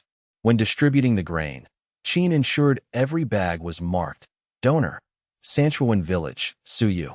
It took several days to distribute the 30,000 caddies of grain to all villages, including Sanshuiwan and Mauser. The news caused a stir. Sanshuiwan held a meeting where I was asked to speak, and Mauser followed suit. For the following week, my home was flooded with visitors. Villagers from dozens of kilometers away arrived to express their gratitude with various gifts. Huang Sui was exhausted from managing the constant stream of visitors. Had the distribution been handled quietly, it wouldn't have caused such a sensation. I had requested that each village send one person to help with transport, ostensibly to learn hunting techniques. In exchange, the village would grant that person work points for 3 months. Secretary Qin had masterfully manipulated the village secretaries by appealing to their sense of gratitude and citing historical figures. People might ignore a donation from a distant entrepreneur, but I was a local they knew from the road construction project. They couldn't simply ignore a benefactor they saw regularly. The village secretaries returned home and echoed Qin's rhetoric to their own villagers. This put the villagers in a position where they had to show gratitude to avoid being labeled ingrates. Because I was a local, the social pressure to acknowledge my help was immense. Everyone who received grain felt compelled to visit, especially the landlords and rich households. If they didn't visit, they would be accused of being ungrateful, proving Qin's efforts were wasted on them. Consequently, even those who were initially reluctant felt forced to pay their respects. One day, I returned from the training base to find my home filled with gifts from various villages. Huang Sui had been forced to accept the diverse array of items left by villagers who refused to take them back. My reputation throughout the commune had reached an unprecedented height. I am a frequent topic of conversation. Some praise my vision and selfless spirit, while others label me a fame seeker. I ignore the gossip, privately agreeing that my motives weren't entirely pure. I acknowledge that while I isn't a saint, I have genuinely saved many lives. I believe in judging actions rather than intentions. Demanding perfect altruism is unrealistic. As long as help reaches those in need, the donor deserves recognition. True, silent saints are incredibly rare. Large-scale aid requires many contributors, so one cannot hold donors to the standards of a saint. If a donor achieves a good outcome while pursuing their own goals, that is a success. Demanding anonymity only hinders charity. There's so much stuff here. Sort it out and send some to third uncle, Huzi, Dongzi, and Ziaduzi's families. We don't need it. Most of the gifts were meager offerings from impoverished neighbors, even those from formerly wealthy backgrounds. It was mostly food, valuable to them, but not of much interest to me. All right, I'll deliver them shortly. Huang Sui was not the type to hoard or be stingy with gifts. Come here, I have something good to show you. I teased, what is it? You're acting so mysterious in broad daylight. Stop being silly, come with me. Huang Sui pulled me into the room, drew the curtains, and produced a small wooden box. It was a dark, polished sandalwood box with a deep patina. A tiny, aged copper lock with green oxidation held it shut, suggesting it was quite old. Where did this come from? I, who had been collecting antiques via the black market, didn't recognize this piece. In this era, antiques were contraband, often smuggled by traders to exchange for foreign goods. While domestic trade was restricted, international smuggling was strictly illegal. Such trade wouldn't truly flourish until the 80s and 90s. Because antiques were forbidden, even experts had to trade in secret, keeping prices low. There was little incentive to forge them, as even genuine items were dangerous to possess. With my eye of truth, I could easily distinguish genuine artifacts, making me superior to any expert. I collected pieces fearlessly, storing them in my space, where they couldn't be discovered. I had previously collected sandalwood boxes, furniture, and gold jewelry, utilizing my skill to ensure their authenticity. The craftsmanship of these pieces was so lifelike it was nearly impossible to replicate with 20th century technology. I felt compelled to save these treasures from being destroyed. Without my eye of truth, I would have been wary of non-gold items due to the risk of fakes. Gold and silver were my primary focus, as they were harder to counterfeit. I occasionally showed pieces to my wife to keep her informed. I didn't want her to be suspicious if I suddenly revealed a large collection years later. Transparency was necessary to maintain trust in their marriage. To avoid domestic strife, I would show her items before hiding them away in my space. I was confused, as I didn't remember acquiring this specific box. His wife was traditional and didn't pry into my affairs, trusting my judgment. What are you thinking? You didn't buy this. I had bought gold before, but it was difficult to circulate as currency. Selling it meant a loss, yet it couldn't be used for daily transactions. It was often used for gifting, as large stacks of cash were cumbersome. Gold bars were compact and held long-term value, making them ideal gifts. This was among the gifts we received recently. It was buried under other items, and the patina hid its quality until I sorted everything. Wait, didn't I tell you not to accept valuables? If you take them, we have to return the favor. Are you deaf? It was hidden in the pile. I couldn't open every gift in front of the guests. Do you know how many people I've had to entertain? If you're unhappy, handle it yourself. Huang Sui turned away, feigning anger. I realized I was being unreasonable. The house had been swamped with visitors for days. With gifts piled everywhere, it was easy for her to miss one item. All right, I'm sorry. I shouldn't have raised my voice. I tickled her until she laughed, ending the argument. Let's see what's inside. I opened the lock. A musty smell wafted out, suggesting the box had been buried recently. They were stunned to find a night-luminescent pearl the size of an ox's eye. A gem of this quality and size would have been a treasure even for Empress Dowager Cixi. It was of imperial tribute quality. Such perfectly round, high-quality pearls were incredibly rare. Who sent this? Huang Sui was shocked. She hadn't opened it earlier, but she recognized the quality of the sandalwood box. Living with me, she had become accustomed to high-end materials. She knew the box was exquisite and likely valuable, which is why she called me. She hadn't expected to find a priceless pearl inside, glowing enough to light the room. It was a figure of speech, though the shock was real. Can we really keep this? I countered. What else can we do? Do you remember who sent it? Huang Sui was stumped. She had hosted so many visitors that she couldn't possibly recall which village the gift came from. Let me think. I examined the pearl while Huang Sui searched her memory. Slap. The sudden noise nearly made me drop the pearl. Any damage would be a massive loss. What are you doing? You nearly scared me to death. I had been intensely focused on the pearl's clarity and quality, completely caught off guard. I remember now. I don't know the woman's name, but there was a pattern. They rarely came alone. They traveled in groups from their villages because the roads were unsafe. It was Donguzai? Yes, Donguzai Village. I noted that a Zhai, fortified village, was usually a large settlement with its own ancestral hall and clan leader.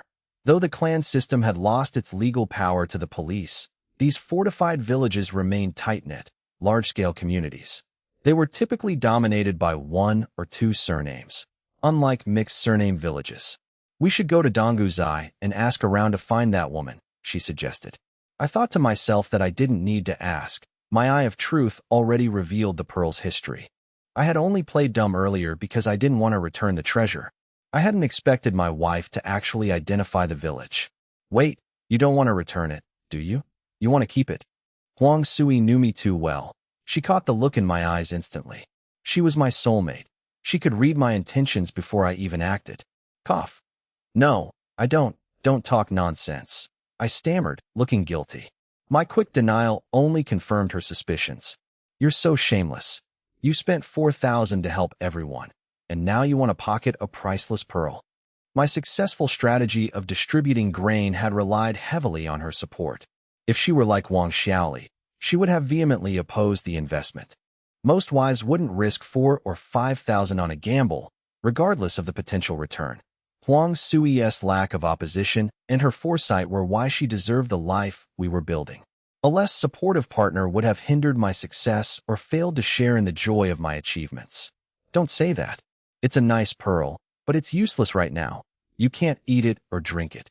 If you were in a desert, would you want 10 caddies of gold or 10 caddies of water? I tried to deflect, but Huang Sui was no longer the naive girl I had first met. She wasn't against wealth, but she feared the trouble such a high-value item might bring. She worried that the pearl's owner was dangerous and that I might lose my principles for money. To her, integrity was more important than wealth. While she saw greed, I saw the pearl's history through my eye of truth. It had been an imperial gift, a symbol of royal favor. Losing such an item in the past would have been seen as a grave insult to the emperor. The family had eventually fallen into disgrace and exile. A clever servant had stolen the treasure before the authorities arrived. It was a chaotic, improbable escape, but it happened. By the time the authorities raided the house, the valuables and the servant were long gone. In the confusion, the officials focused on the masters, allowing many servants to slip away. Tracking the stolen goods became impossible as the number of suspects grew. The servant had orchestrated the timing perfectly, ensuring the masters were distracted. The officials, seeing an opportunity, pocketed what remained and blamed the missing servants. It was easier to blame the runaways than to pursue a fruitless investigation. The pearl thus entered the black market, eventually reaching the Leaf family in Donguzai. The Lees were once wealthy silk and tea merchants. Even in modern times, they remained a lean camel that is bigger than a horse.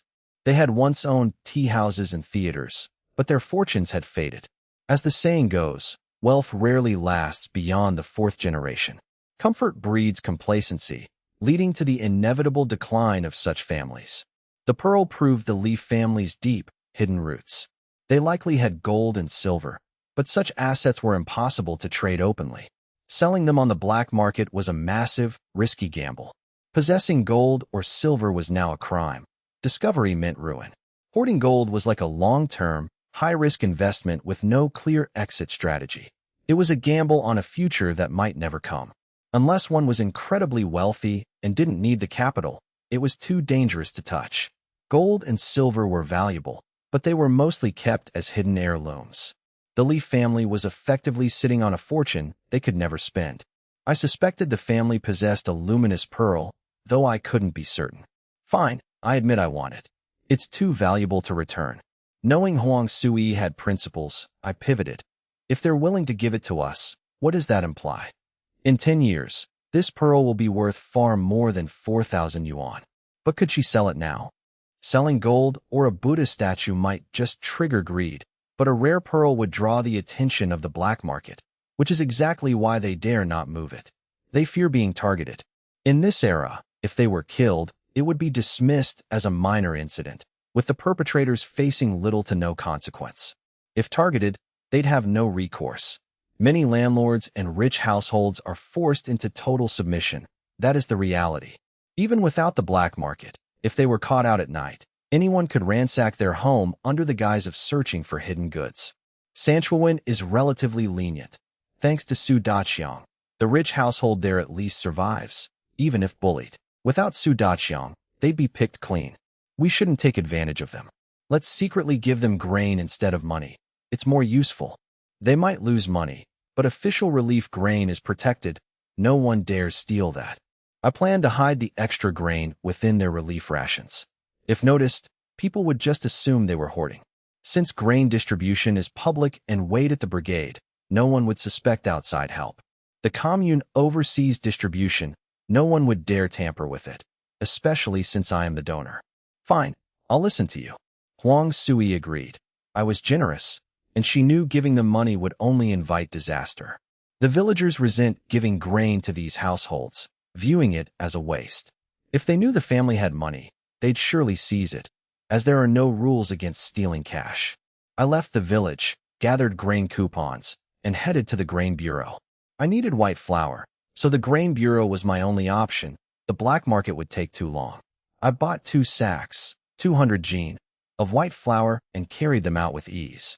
After stashing the flour in my system, I biked to Donguzai, used a piece of candy to find the house, and knocked. Who is it? Is this Aunt Lee? Knocking politely is unheard of for these households. Usually, people just kick the door into loot. Such actions require a mob. A lone individual would be seen as merely bullying. There's a distinction between public justice and private bullying. One can't just harass a family daily without inciting a crowd. They hide behind the banner of righteousness. Outright bullying of women would risk charges of hooliganism. Thus, these families live in quiet, grueling hardship, indistinguishable from others except for their heavier labor. Many cannot handle the constant, crushing pressure of poverty and persecution. Many landlords and rich households only stay alive for the sake of their children. Labor reform is often senseless, building walls only to tear them down, driving people to the brink. Little comrade, who are you? The woman didn't recognize me. Are you Aunt Li? I'm Suyu from Sanshuiwan, Huang Sui's husband. Recognizing the name, she warmly ushered me inside. It was dusk, and she happened to be home. Usually, she would be cleaning streets or toilets as punishment, working far more than others. She was lucky to be home. Li Tai, Li Mu, Li Xian, come out and kowtow. This is our savior. The family had 3 sons and 4 daughters. The eldest was 16, but the others were starving. Children from bad backgrounds rarely get assigned even the simplest labor tasks. Tasks like herding or weeding earn half points, enough for basic survival. These points translate to just enough grain to live. But with limited roles, those with poor class status are always passed over. Too young to work and denied points, they simply go hungry. The children were emaciated, with sallow skin and bloated bellies. Chronic malnutrition from eating bark and wild greens had dulled their minds. Many children in this state are listless and unresponsive. Yet, these children still had a spark of life, reacting quickly to their mother. The boys knelt, followed by the girls. I rushed to stop them. Please get up.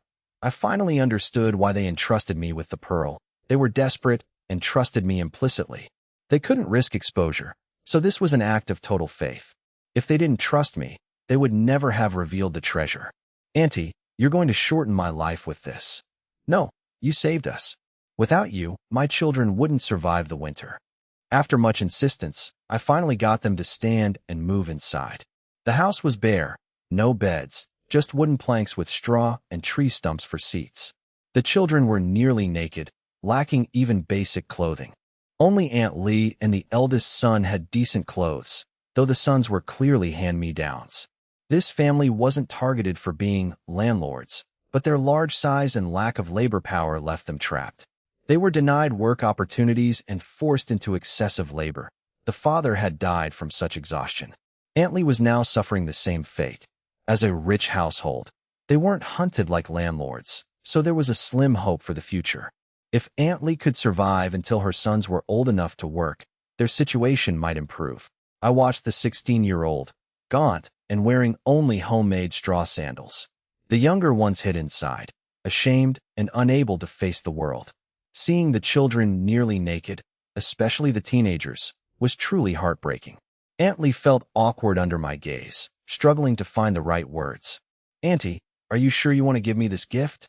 I realized that in this era, families often shared a single set of clothes. Nudity among children was a common, if painful, reality.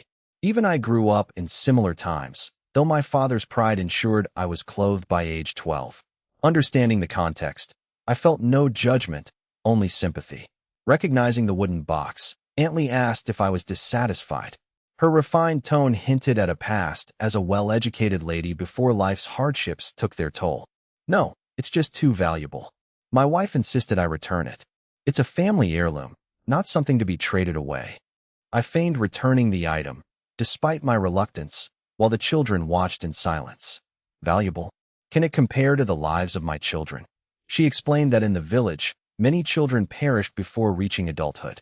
These children are all that remain of what their father sacrificed his life to protect. She recounted how her husband worked himself to death, laboring day and night, even frequenting the black market to keep them fed. He's gone now. People tell me to give the girls away, but I can't bear it. She referred to the common, albeit cruel, practice of sending young daughters to future in-laws as child brides to ensure their survival. In rural areas, early marriages were common, making this a desperate but viable option for many. I'm terrified that if I die, I won't be able to face him. I must honor his sacrifice. Aunt Li broke down in tears, and I felt a deep, aching sympathy as the children gathered to comfort her. Witnessing this firsthand, I felt the weight of their struggle far more intensely than I ever could from afar. If not for you, I would have had to sell myself to keep them alive. Please, keep the gift. It is yours by right. Seeing the sun setting, I decided to stop being overly modest and accepted the situation. Fine, I will accept it, but only because I feel my previous grain donation wasn't enough to match its value. I've brought you some gifts as well. Please, you must accept them. I've hidden 2 bags of grain in the haystack by your gate. Have your eldest son bring them in tonight. It's just a small gesture. As a hunter, I can't do much, but this is something. Your eldest is 16 or 17.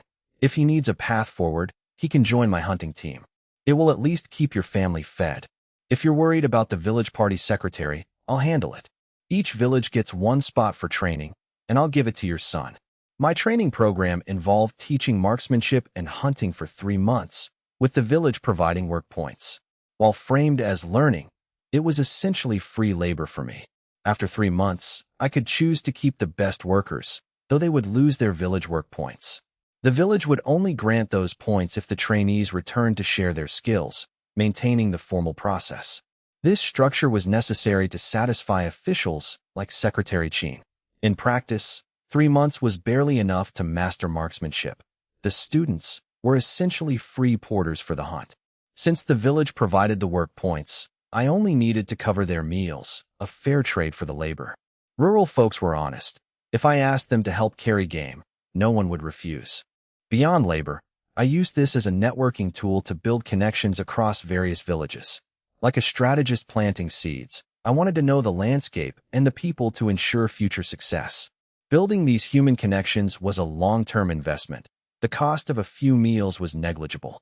Hiring professional porters would cost a yuan a day, while feeding a trainee cost only a fraction of that in grain. It was a profitable arrangement that also created a reserve of skilled hunters, keeping my main team competitive. It was a triple win. I saved on labor costs, trained workers, and built social capital. Even compared to standard manual labor wages, my arrangement was highly economical. The trainees benefited too, gaining skills and meals without losing their village standing. Carrying game was simply part of the physical conditioning, similar to the weight-bearing exercises in my training regimen. The trainees, coming from poor backgrounds, viewed me as a benefactor, ensuring their loyalty. After briefly discussing the opportunity, I took my leave, leaving Aunt Lee deeply moved. Mother, look. Clothes. I had left a pile of old and new clothes by the gate, retrieved from my space. Come, children, bow to our benefactor. Mother, he's already gone. Bow anyway. We must not be ungrateful. The children knelt and bowed by the gate, their silhouettes stretching long in the setting sun. It was a poignant scene. A man on a bicycle riding into the sunset, a weeping mother, and children bowing in gratitude. Come inside. I'll tailor these for you, and the girls will finally have clothes. I had left the clothes in a net bag. I wished I could do more, but I knew I couldn't save everyone in this era. Many families were in similar straits. This widow's situation was only slightly more desperate due to her age. Aunt Lee spent the night tailoring the clothes, prioritizing trousers for the girls. She then moved on to shirts and trousers for the boys, ensuring everyone had the basics. My stash of blue and green worker-style clothes was perfect for the era. I had prepared extra sets, intending to give them to my hunting team as needed. Hunting often tore clothes, and I refused to let my wife, Huang Sui, spend her time mending rags for other men. I kept a surplus for myself as well, as long sleeves and trousers were essential for protection against insects in the deep forest.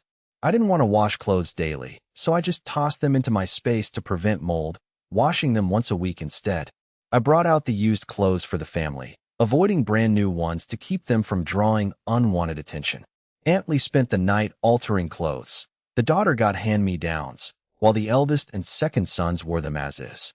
The eldest son's clothes fit well enough, while the second son's were large, though he would grow into them soon.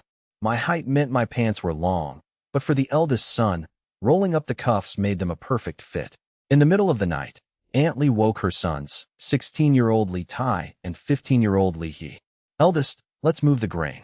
Second, keep watch at the door and cough if anyone approaches. Understood. They worked quickly. While militia patrols were mobile, the grain hidden in the haystack near the door remained safe. Once the patrol passed, Li Tai dove into the haystack and dragged out a bag of flour.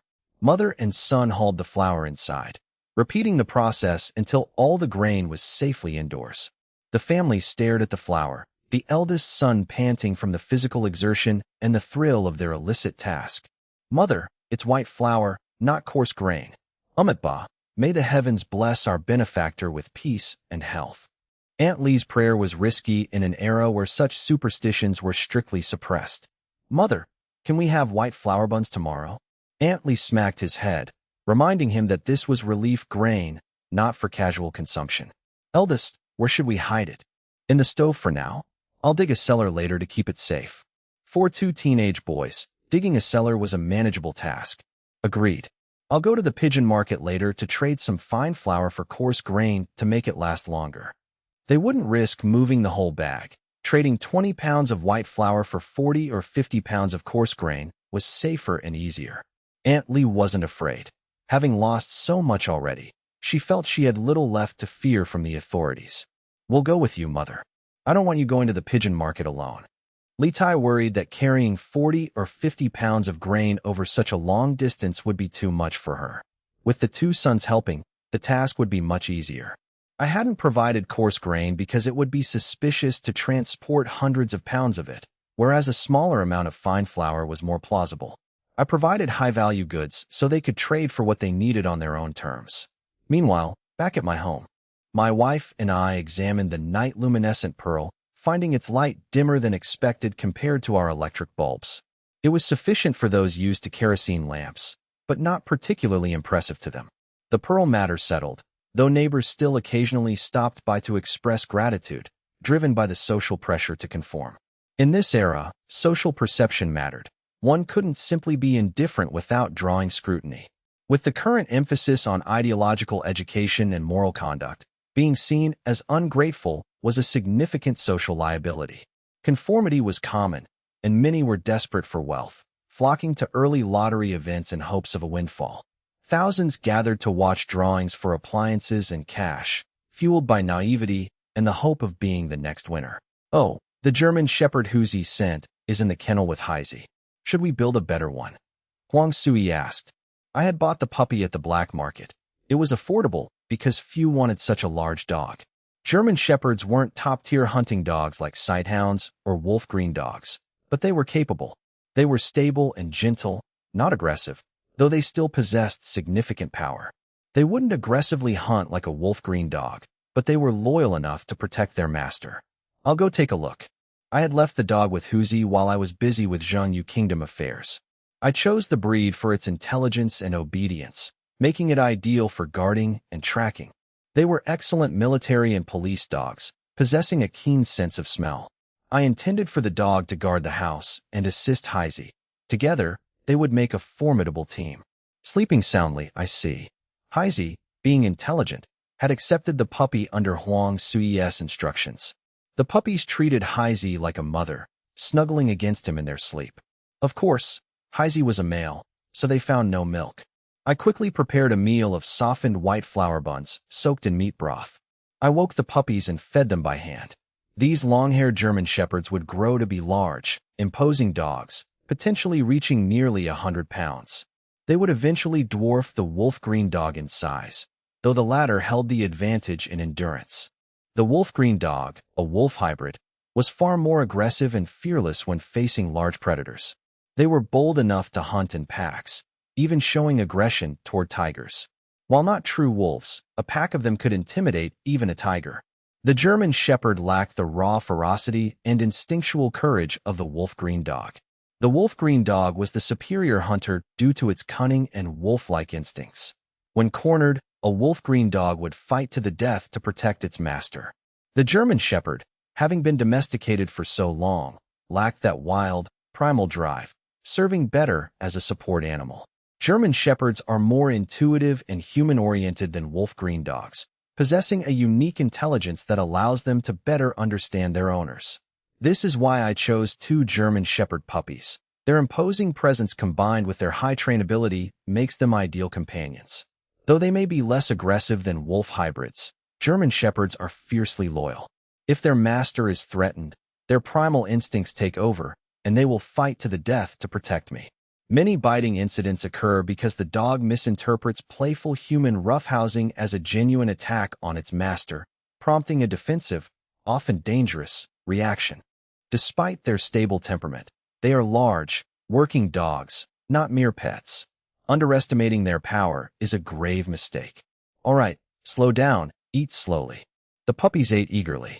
In this era, even dogs rarely saw quality food, as people themselves often struggled to get enough to eat. Yet, dogs survived.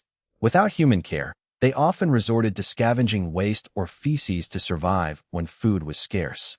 In many households, people were starving, so dogs were either neglected, fed scraps, or even slaughtered for meat when desperation peaked. In these times, eating dog meat carried no social stigma. When families were sacrificing everything to keep their children alive, a dog was a luxury or a resource. My home was different. I kept hunting dogs, not mere guard dogs, so they were treated better. Hunting was their primary purpose, so their diet was rich in raw meat and protein to maintain their predatory instincts and ferocity. Aren't you going to train them? Doesn't it take a long time? Huang Sui asked while cooking, watching me feed the puppies. It's too early. They've just been weaned. Training starts around 3 months when their ears stand up. Before that, they won't remember a thing. Huang Sui didn't understand the technicalities, but she was experienced. She had grown up caring for her father's hunting dogs. She wasn't a pampered lady. She had naturally taken on the responsibility of caring for the animals as a child, and it had become second nature to her. Are you heading into the mountains after breakfast? Yes. I've finished the grain work. I'm heading into the mountains. Then I'll deliver the goods to Brother Zheng and ask about that factory matter. I wanted to clarify why the deputy factory director was looking for me. It was better to be proactive than to let the issue linger. Problems don't disappear on their own, and I preferred to confront the situation head-on. All right, the steamed buns are ready. Come eat. I washed up and sat down to a meal of stir-fried chives with eggs, sautéed pork kidneys, and a glass of ginseng wine. I swallowed hard. The meal was incredibly nourishing. Considering they hadn't been intimate the night before, I wondered if this was a hint. Wife, what's the occasion? Since I hadn't hunted a wild boar recently, she must have bought the kidneys. With her bicycle, she could easily manage such errands. Huang Sui managed the household finances, including the small change I gave her, which she saved diligently. She took great care of my siblings, ensuring they had money for school and clothes, which I appreciated. I couldn't let my sister Sujin drop out. Without a family business to inherit, education was their only path, and I was happy to provide the support. Even if I didn't, his mother Lu Yuji would ensure the siblings were provided for, so I preferred to give the money to my wife to manage. From Su Jin to Su Jing, the siblings respected their sister-in-law. No choice, really. She was the one keeping them fed and clothed. I felt responsible for my siblings' education. I didn't mind the cost, as it was a small price to pay for family harmony. I knew that while investment doesn't always guarantee a return, failing to support my own blood would only create resentment. If I complained to my mother about the money being used for school fees, it would only cause unnecessary friction. If Su Jin were forced to drop out because of my stinginess, the boy would grow up to hate me and the family. It is far more chilling to see a relative withhold support when they are capable of giving it. It's nothing. You've just been working too hard lately, so I wanted to help you recover. I didn't buy it. The combination of nourishing food and my own medicinal wine was clearly meant for something more. I didn't believe for a second that this was just about my fatigue. Still, I ate without worry. I trusted my wife, but I probed for the real reason behind her sudden concern. Your brother took 10 days off next month with a medical note. Why? Are you dense? Sister-in-law is due to give birth. I realized the feast was likely prompted by my mother's subtle pressure regarding our own lack of children. Huang Sui, he wasn't one to seek attention, but seeing the eldest brother about to have a child while they remained childless made her anxious. She was on the verge of suggesting a hospital checkup. I knew that if another 2 years passed without a pregnancy, she would definitely insist we both get checked. She was educated enough to know that fertility was a shared responsibility, not just a woman's issue. I had briefly wondered if my physical strength having surpassed human limits, made conception difficult. But I dismissed it as fantasy. It was likely just a biological reality that some people are simply less fertile. I patted her head. Don't be so anxious. Sometimes, the harder you try, the less happens. Don't put so much pressure on yourself. Relax. Even if we can't have children, I won't ever leave you. Pa, you're the one who can't have kids. Oh, ignore that. It's your fault for making me say it. I smiled. I loved her blunt, straightforward nature. I dug into my meal, relieved to know the cause of her anxiety. I had never been in a rush to have children. I had heard of platonic marriages, so I could certainly understand the concept of a dink, double income, no kids, lifestyle. While I wasn't strictly dink, I found the lifestyle acceptable. The obsession with carrying on the family line was often a farce. Most people couldn't even name their great-grandfather. Unless one was a historical figure whose genes were truly significant, the pressure to reproduce was largely social. For the average person, there was no grand biological imperative to pass on their genes.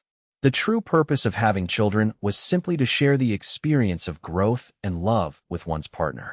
The rest, old age security, legacy, and lineage, were mostly unreliable myths.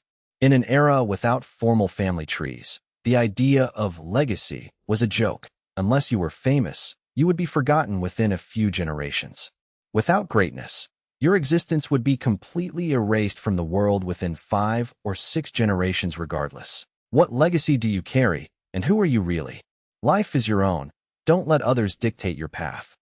Heisey flanked them chase. With a sharp cry, 3 gerfalcons dove from the sky, intercepting a group of wild boars attempting to break the encirclement.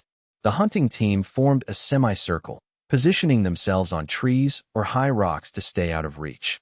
They could pick off the boars safely whenever the beasts paused. They practiced maneuvering and closing the perimeter, a rare, practical lesson in finding cover while maintaining a tactical formation. Theory, whether from my teachings or Zhang Ligua's survival experience, was now being put to the ultimate test. I, having satisfied my wife's demands and eaten my fill, had joined the team in the mountains the very next day. Today was special. Representatives from various villages had arrived for training. With plenty of porters now available, the team could hunt aggressively. Secretary Qin's efficiency was on full display. Li Tai represented Donguzai. I had visited Li Tai's home, and the family had reported this to the village party secretary, carefully omitting the expensive gifts they'd given. They claimed I had taken pity on their plight, provided old clothes, and suggested their eldest son join the hunting training. The secretary believed them because Secretary Qin had unexpectedly begun offering aid and a lifeline to landlords and rich households, baffling the local leadership. Such a stance was risky for a political career. Few would dare promote someone with such unconventional views. It made sense if it were my condition. I provided the grain and demanded fairness for all, including the marginalized, or I wouldn't donate at all. The secretary justified this to the villagers as a way to ensure aid reached the needy, effectively using me as the shield for his policy. My visit to Aunt Lee's home confirmed I held no prejudice against the wealthy, even showing them kindness. Furthermore, the secretary knew Aunt Lee wouldn't dare lie about my visit. The consequences of being caught would be disastrous for her family's status. If she lied to steal a spot, she risked further labor punishment or raids on her home. Convinced by the evidence and reports of a young man on a bicycle, the secretary approved the arrangement. Hunting was dangerous, grueling work, and the only real perk was a meal. It wasn't exactly a coveted position. The trainees had to commute daily, a hardship many would be reluctant to endure. Given the Lee family's gratitude, sending their son was a logical choice. As for my improper attitude toward the wealthy, the villagers were pragmatic. I had saved many lives, and they weren't about to bite the hand that fed them.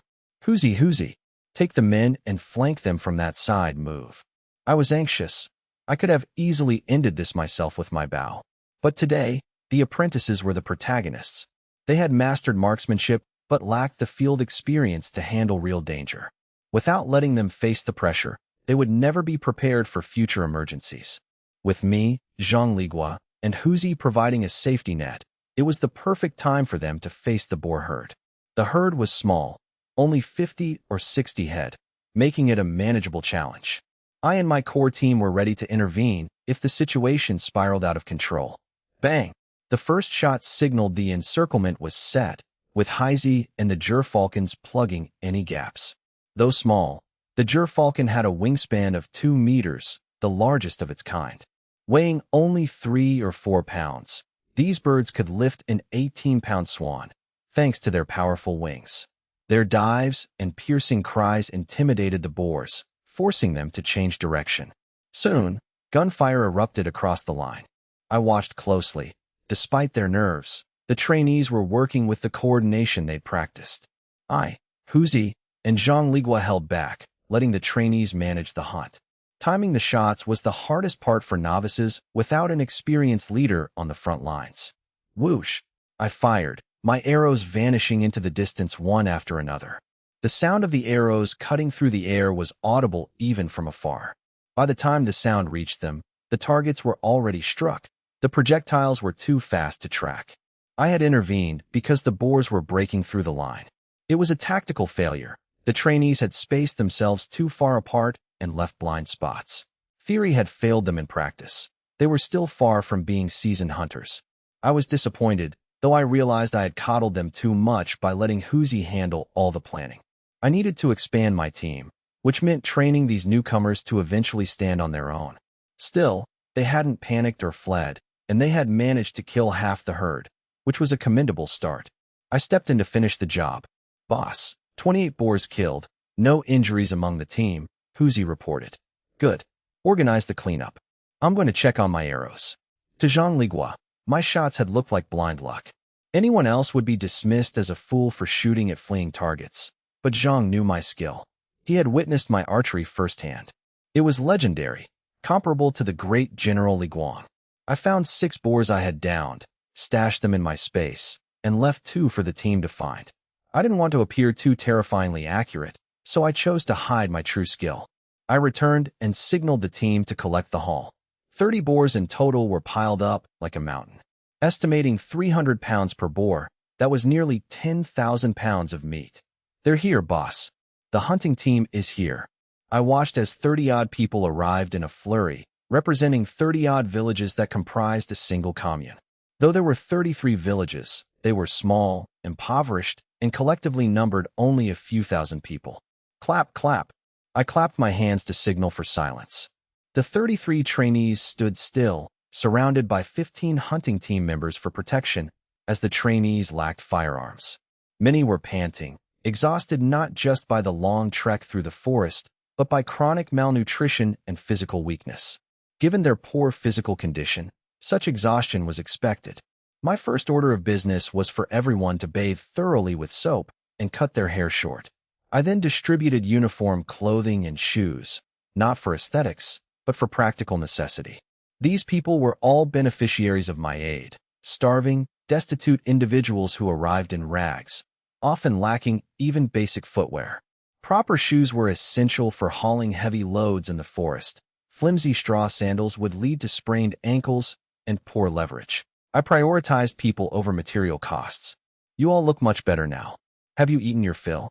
I had provided a meal of simple mixed flour steamed buns and side dishes. I avoided meat to prevent digestive issues in their malnourished states. Master, we're full. Just tell us what work needs doing, they replied. We're here to learn, and you've fed us and saved our families. We won't feel at ease unless we work for you. They spoke in a chorus, feeling as though their current situation was a dream they needed to earn. Quiet. Listen to the master, someone urged. They called Suyu master because he provided for them, and the hunting team members set the precedent.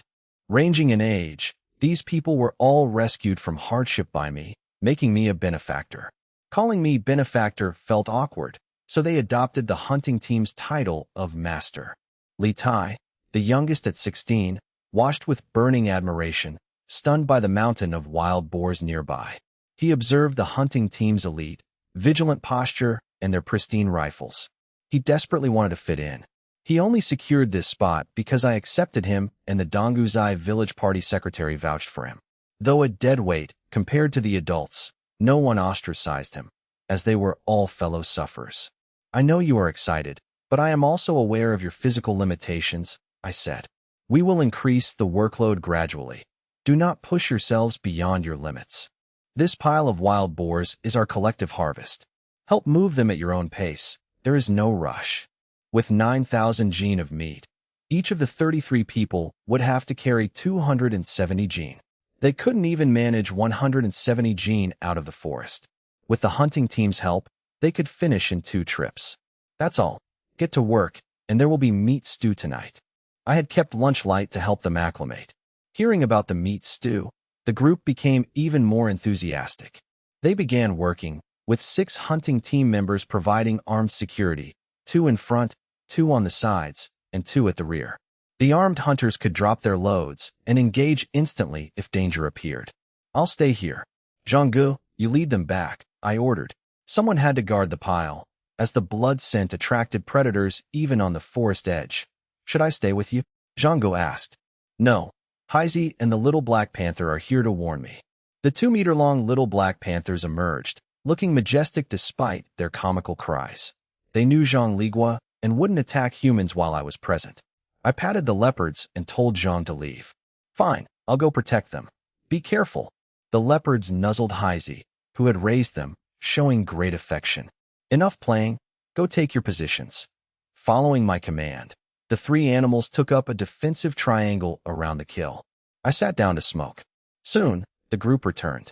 Brother, everything okay? Huzi asked. Huzi was worried about the blood scent attracting beasts while I was alone. Huzi had been my friend since childhood and feared for my safety. He had watched me build this operation from nothing. Huzi could lead a hunt, but he couldn't manage the complex logistics or political pressures I faced. He knew he couldn't protect this operation on his own. I'm fine, the little black panthers are here, I replied. I signaled, and the leopards vanished into the forest to avoid startling the returning group. It was easier to hide them than to explain they were harmless. True, those 2 have grown. Most predators wouldn't dare approach, Huzi noted. Their scent alone deterred lone wolves, and they could handle a tiger if they worked together. Though lean, these mutated black leopards were as large as tigers, and their combined strength was formidable. Unless they faced a pack, they were safe, especially with my firepower. They're here, I said. Figures began to emerge from the forest. Huzi had run back, but the others were jogging, moving much slower. Rest for a moment, then we head back, I announced. I tossed 2 packs of cigarettes and matches to Tiesua to distribute. With 48 people total, 2 packs weren't enough for everyone, but it was the gesture that mattered. Failing to offer would make these sensitive, marginalized people feel inferior. Having been bullied or looked down upon as impoverished or former landlords, they were highly sensitive to social cues. I took care to ensure everyone felt included, as it cost nothing to be considerate. I signaled the group to rest. Tiesua distributed cigarettes and matches to everyone. Matches in this era were reliable, igniting easily against clothing rather than requiring a box. They could be struck against stones, fabric, or even knives to light instantly. Everyone received a cigarette and a match, allowing them to light up by simply striking the match against their sleeve. Even non-smokers accepted them to save for guests or future use. While cheap cigarettes were common, my filtered brand was expensive and required ration coupons. I, Huzi, and Zhang Ligua sat together while the others gathered nearby. After a 5-minute break, I stood up. 5 minutes was sufficient for a quick smoke break. Everyone, let's get back to work. The scent of blood is strong, and experienced hunters know that lingering here is dangerous. Unlike water, where blood spreads quickly to attract sharks, scent dispersal in air takes time. It takes time for the wind to carry the scent, which is why even dogs eventually lose a trail. The scent weakens with distance but intensifies near the carcasses, eventually drawing large predators. The more prey gathered, the stronger the scent, increasing the risk of attracting dangerous carnivores. The group understood this logic and accepted the necessity of moving quickly. Only 18 of them had guns. The other 33 were defenseless. The boss is right. Let's get moving, they agreed. Everyone stood up, grabbed the ropes, and began securing the prey onto the wooden frames. These frames were custom-built by the hunting team for this exact purpose. They were designed to drag heavy loads when lifting became impossible. Each frame featured 2 rollers, making it easy to drag heavy game across the ground. They had 10 such sturdy frames. The hunting team was strong enough to carry 200-pound loads, so frames were reserved for the biggest catches. The frames had to be reliable for heavy duty. They were foldable, connected by hinges similar to door fittings. Give the frames to the newcomers. The rest of us will carry the game, I ordered. With 10 frames for over 30 people, the workload was distributed efficiently. Push hard. We'll have meat stew when we get back. I promised to boost morale. The mountain path was difficult, and the newcomers struggled with the terrain. Keep going. Don't stop, or you'll lose your momentum, I urged. A 5-kilometer trek with a heavy load was grueling for these malnourished men. Yet, this generation was resilient, lacking the coddling of later times. Like the soldiers who crossed the looting bridge, they possessed a grit born of necessity. Their faith and collective strength defined the era. We see the cabin. Keep pushing. Victory is near. I kept encouraging the newcomers to maintain their pace. They were driven by gratitude toward me and a desire to prove their worth to their respective villages. Believing they were their village's only hope for prosperity, they pushed through the pain. In an era of strong collective honor, they were determined to succeed where others might have quit. We're here. The group collapsed in exhaustion, while the hunting team remained relatively fresh, having paced themselves. The newcomers had struggled just to keep up. Clap, clap, clap. I signaled for attention. Hunting team, gather the prey. Everyone else, get up and move around. Don't sit still immediately. Stand up and stretch, or you'll feel chest tightness and shortness of breath. Given their poor nutrition, sudden stops after intense exertion could lead to shock. Encouraged by me, they helped each other up and began walking to cool down. The 15 hunting team members moved the prey to the cabin area. 10 large pots were already set up. Find a shady spot to rest and massage your legs to prevent cramps. I demonstrated, and the others followed suit. Use bandages next time to wrap your legs. It helps with stamina and prevents cramping. I offered the advice, leaving the tactical training to Zhang Ligua. Boss, how many should we slaughter? With 51 people total, they needed to plan the meal. 1 boar was enough for stew, but they needed more for a full meat meal. Seeing children approaching from the village, I said, process 2 boars. Get 5 cabbages and some vermicelli from my wife. We're having pork stew with vermicelli. Understood. They began selecting 2 boars, each weighing at least 400 pounds. 800 pounds of meat, even after removing bones and organs, was a massive amount. Boss, we don't have enough pots.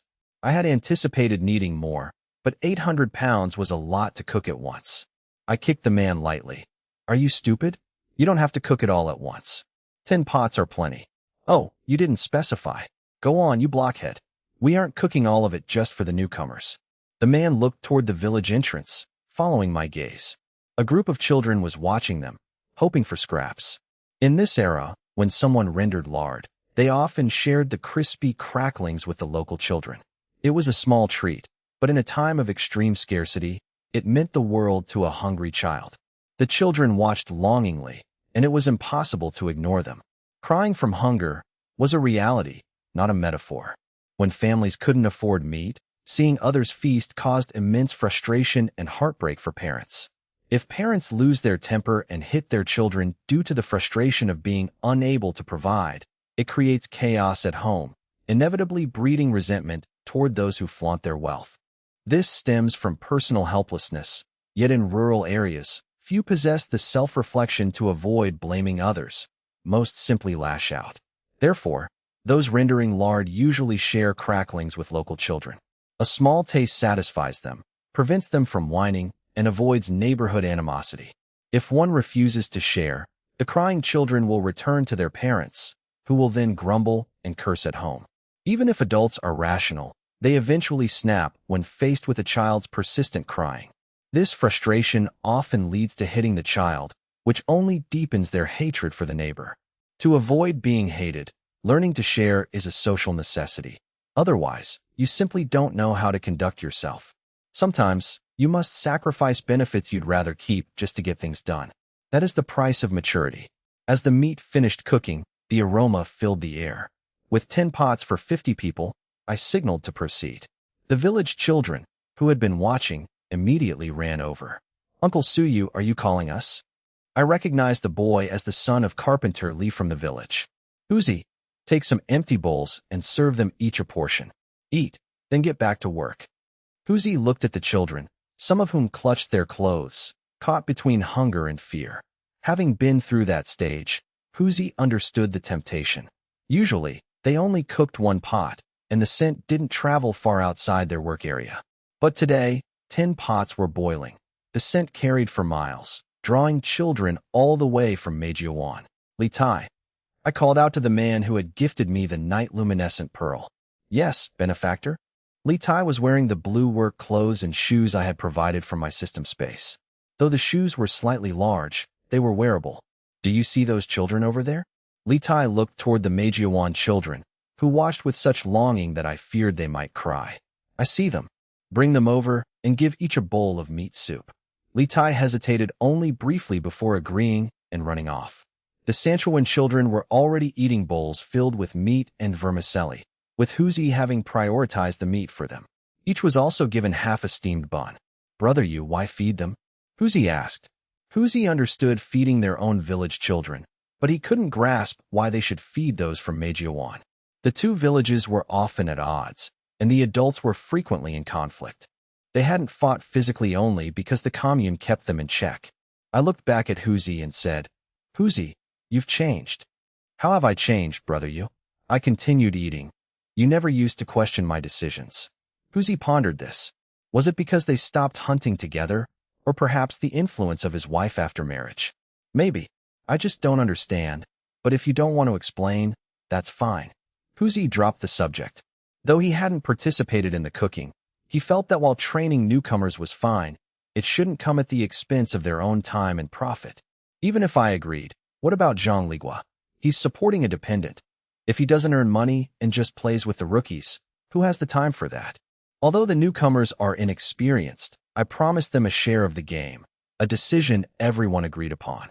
I sacrificed my own interests to set a precedent, making it difficult for others to complain or for the newcomers to be stingy. This hunt was a collective effort. I asked Huzi if he understood the concept of allying with the distant to attack the near, but Huzi shook his head blankly. Because neighboring lands lead to inevitable conflict, we ally with distant parties to find help against nearby enemies. Once the enemy is defeated and the spoils divided, former allies become neighbors, and the honeymoon period turns into bitter rivalry. As long as you or your enemies seek growth, becoming enemies is only a matter of time. Common interests and enemies make for friends, but without them, proximity breeds only conflict. Our village and Manhwa are already at odds. If we thrive, they will be even more jealous than our own villagers. The stronger we are, the more we irritate them. They'll wait for our most vulnerable moment to strike a fatal blow. Those closest to you know you best. With them lurking in the shadows while we are exposed, how long can we defend ourselves? With internal instability and external threats, we must tread carefully, or our fall will be as steep as our rise. Huzi realized this was true. Despite my generosity, donating game and chicks to the village, the jealousy remained. Some people simply cannot stand to see others succeed. Huzi asked, then what does this have to do with feeding them? It keeps the adults in Manhwa guessing. If they can't unite, they won't dare risk reporting us, fearing my retaliation. Besides, if we win over even 1 or 2 people, we gain informants. If they plan sabotage, we'll know in advance. It's just a bowl of meat. Can't we afford it? Why let children suffer? Adult feuds shouldn't involve children. There's no blood feud here. The more unconventional our actions, the more they'll fear us because they can't predict our moves. If Manhwa knew our donations were just a bluff to borrow the commune's influence, they'd be desperate to pull me down. By keeping them confused, they won't dare act rashly. Wealth may invite jealousy, but it also provides power. Even those in our village who envy me act friendly to my face. As long as the facade holds, I don't care what they think. Don't overthink it. It's just a bowl of meat for the kids. Huzi went to work. Li Tai brought the Manhwa children over, and per my orders, gave each a bowl of meat and half a 2-grain flour pancake. The children were young and not used to such rich food, so they ate heartily. The 10 pots of meat were finished. Tiesawa started 3 more pots for the remaining few. Any leftovers would be eaten by the hunting team. I asked if everyone was full, then ordered Huzi to start loading the cart. I had built a widened cart with wooden wheels reinforced by old tires to handle the rough terrain. Got it. The cart was kept under a simple, makeshift shed near the wooden cabin. I returned home, filled a basin with meat soup for Huzi, then hitched my horse to head out. Since the group couldn't finish the food, taking some home was acceptable. Huzi arrived with the blue-maned horse. I hitched the wagon, and the group began loading. Even after processing 2 large wild boars, over 8,000 pounds of meat remained. My extended wagon was piled high with the haul, thanks to everyone's help. I instructed Zhang Gu to stay for training, while Huzi and the hunting team were tasked with pulling the wagon. Pulling 8,000 pounds was grueling, even on flat roads. With a dozen people assisting, the load became manageable. Using long ropes, the team flanked the horse to distribute the weight. My custom shock absorption system prevented the wooden wheels from shattering under the strain. Understood. Huzi signaled the team. They strapped themselves to the wagon and began to pull in unison. The wagon groaned, prompting Huzi to worry about the weight. I dismissed the concern, noting the wagon was built to be replaced if it broke. I lacked access to industrial tires, leaving me no choice but to build wooden ones. Standard ox cart wheels would have collapsed under this load.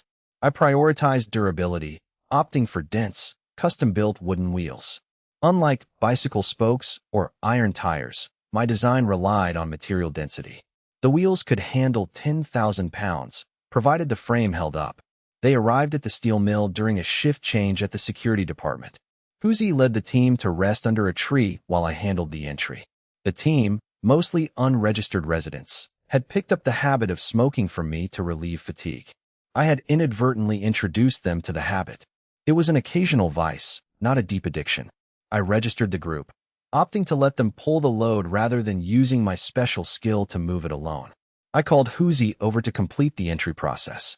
The security department grew tense at the sight of 15 armed men, but I assured them it was for safety. The guards were well armed with semi-automatic rifles. The guards demanded the team surrender their weapons for storage before entering. I complied, and the team entered the factory unarmed. A small squad from the security department monitored them closely, likely alerted by a gossip. They were there to prevent any potential unrest. Given the team's weaponry, the guards' caution was understandable. Only my reputation prevented an interrogation. The guards accepted the haul as a legitimate hunting delivery, avoiding further investigation. Zheng Yueguo arrived, amused by the scene. They brought the 8,000 pounds of wild boar into the factory. Zheng offered 80 cents per pound, totaling 6,400 yuan, ignoring the extra weight to keep things simple. Haggling over small amounts would only strain their relationship. While wild game could fetch higher prices elsewhere, this was the standard rate for the steel mill. The factory prioritized nutrition for workers over gourmet quality. If prices rose too high, the factory would simply source pork elsewhere. Selling to restaurants would yield higher prices, but require labor-intensive, small-batch deliveries. The steel mill's massive workforce allowed for bulk sales, necessitating a lower price point. In the summer, the factory held the leverage to negotiate prices down. Understood, I won't make it difficult for you. I secured the payment slip and headed to the finance department with Zheng. After collecting the funds, Zheng pressed me for an answer regarding the factory secretary's request. Zheng couldn't delay the matter any longer. The secretary could easily track my visits through the security department. The guards would prioritize the secretary over a procurement officer. I couldn't use the too busy excuse a second time. I wasn't a factory employee, so I held the power to refuse. In this era, verbal disputes were common, and there was little the factory could do to force me. At worst, it would just be a shouting match. I understood Zheng's difficult position between me and the secretary. I valued Zheng's past support and didn't want to cause him trouble. Meeting the secretary didn't commit me to anything. I feigned nervousness to match my age and status, despite my mature inner self. To others, I was just a clever 20-year-old out of my depth. I don't want to make things hard for you, Zheng Gu. I'll go meet them. Relieved, Zheng urged me to hurry. I patted Zheng Liguo on the shoulder, and we stood up. He wiped his face and said, "Fine, even if it's a mountain of corpses or a sea of blood, I'll go with you." It was just a meeting, but I played along, feigning reluctance so Zhang would see my difficult decision-making process. Zhang was acting as if we were heading to the execution grounds. I wanted to tell him the performance was a bit much. While Zhang was a novice at political maneuvering, his life experience was on par with my pre-rebirth self.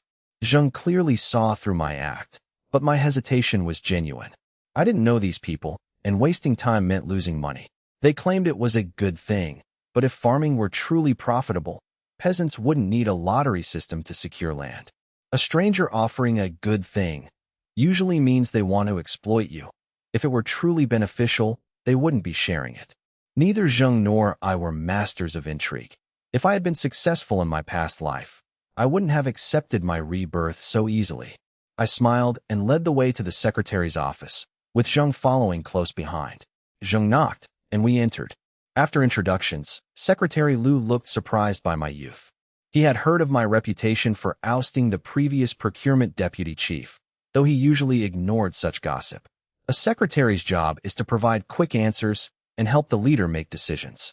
He focused on management. He couldn't possibly know every one of the thousands of factory employees. Comrade Suyu, I've heard so much about you. You're quite the legend in our factory. It was flattery, but true. Everyone knew the factory's meat supply depended on me, even if they didn't know me personally. Without me, the factory would barely see meat twice a year. This wasn't an exaggeration. Without modern feed, pigs took 1.5 to 2 years to mature. Some took 3 years, surviving on pigweed.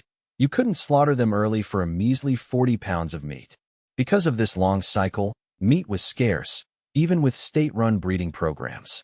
The state rationed 4 taels of meat per person monthly, requiring coupons. This quota applied to everyone, regardless of rank. Thus, game meat, which was off-plan and didn't require coupons, was vital. You're too kind. Zhang insisted I come today. May I ask why you wanted to see me? You're too modest. An ordinary person wouldn't have your skills. Lu didn't press the point. He was just acting as a messenger.